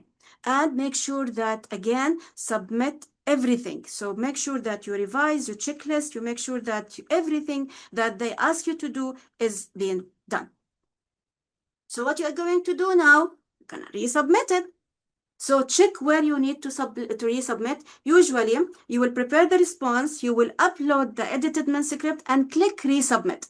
And this is a common thing that we notice, that certain authors will do submissions again. They will start a new process, and this will gonna delay their submissions and approval. So make sure that you follow the guidelines, go into your dashboard, try to understand it. If you have any questions, feel free to reach out to the editors and ask them questions about where you need to submit your resubmitted manuscript. You submit it. Again, waiting. What's going to be the decision? The editors is doing in the backside that they will receive your comments, sharing it back with the reviewers, and inshallah you will receive the happy email that it is accepted. After one round of revision, it goes to the production, as we said, so you proofread it, make sure the names and the spellings are correct, and it goes to productions. Keep in mind that sometimes you may have multiple rounds of revision. Like even when you work on their comments, they will have another comments based on what you replied, or maybe there are something else. And sometimes they may invite other reviewers, like that reviewer become unavailable, busy or whatever. So they have to invite another reviewer who have another fresh eye and will give another comments. So again, you will work the step back. You will address these comments one by one in a professional way. You write your response letter and share your edited manuscript. لا قدر الله, sometimes you will do the revisions and it get rejected. It happens, عادي, normal. We take it, we improve our paper, and we share it with another journal. So it is a journey.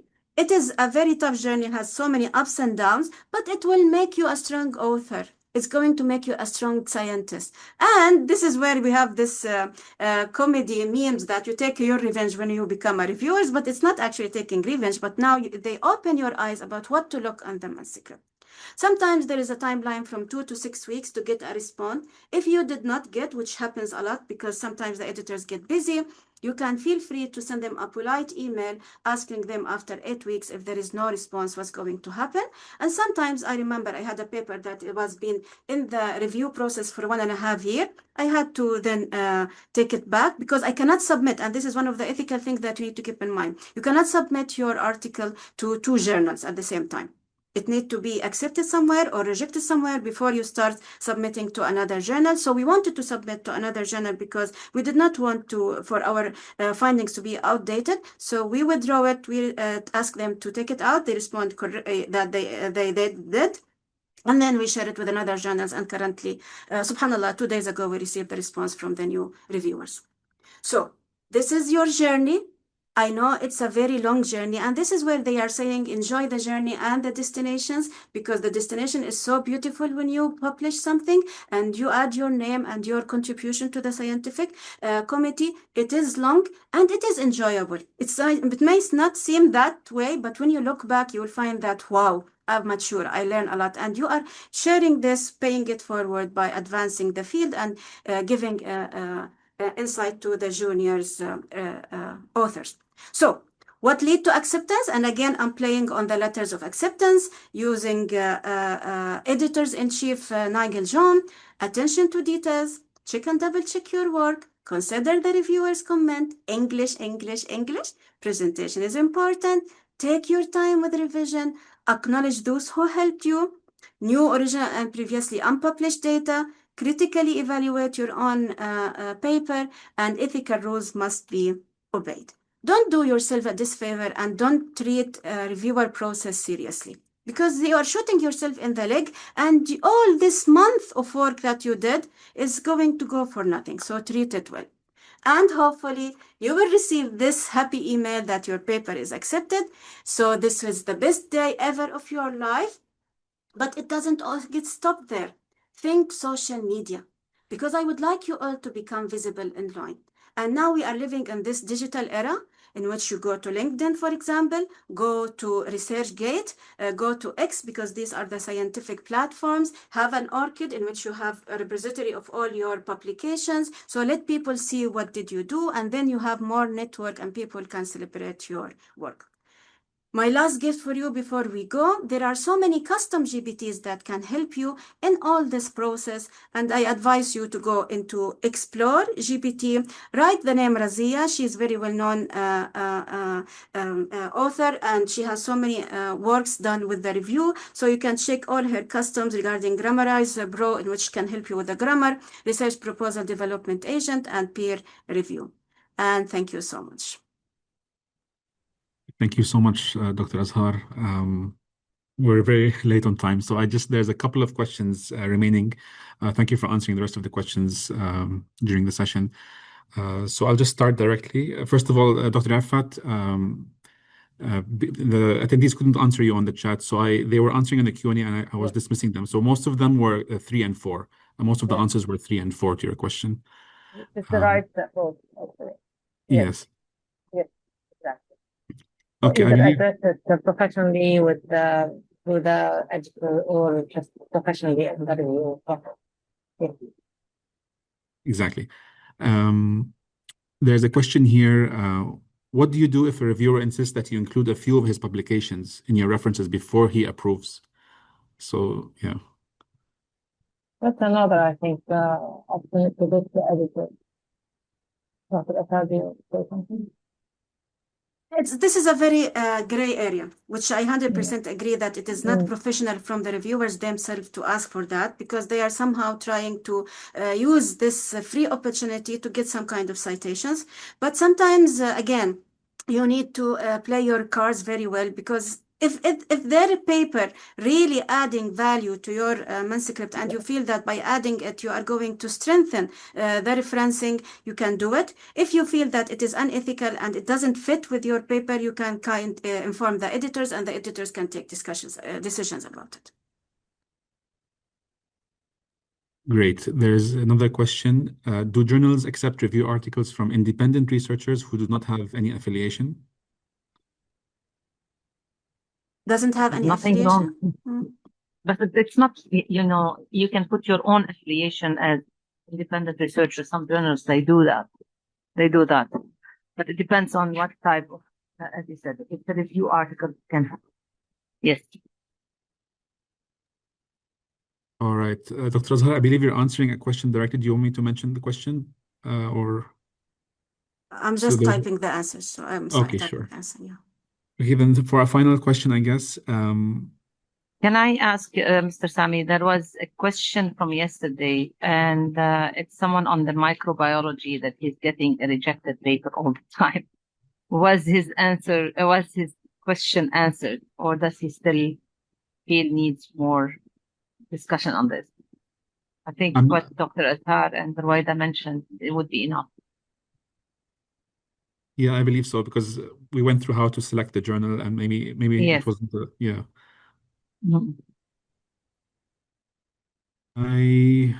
Okay, someone's asking, what advice do you give, or I guess what would be the best advice to give to a first-time researcher? Any early tips to start strong? This was also covered, of course, but maybe any quick tips? I think the quick tip I can give from my side, and then I can leave it to my colleagues, is to start with a strong research question that is built on a great thorough literature review. So having a thorough literature review about any topic that you might feel you want to work on is your start. your beginning, step. And that is going to lead you to the gap and to the research question. And then you can take it from there to start designing your methodology, etc. I would leave it also to my colleagues if they have any other advice. So my advice, I can tell you from my experience, is that read other papers.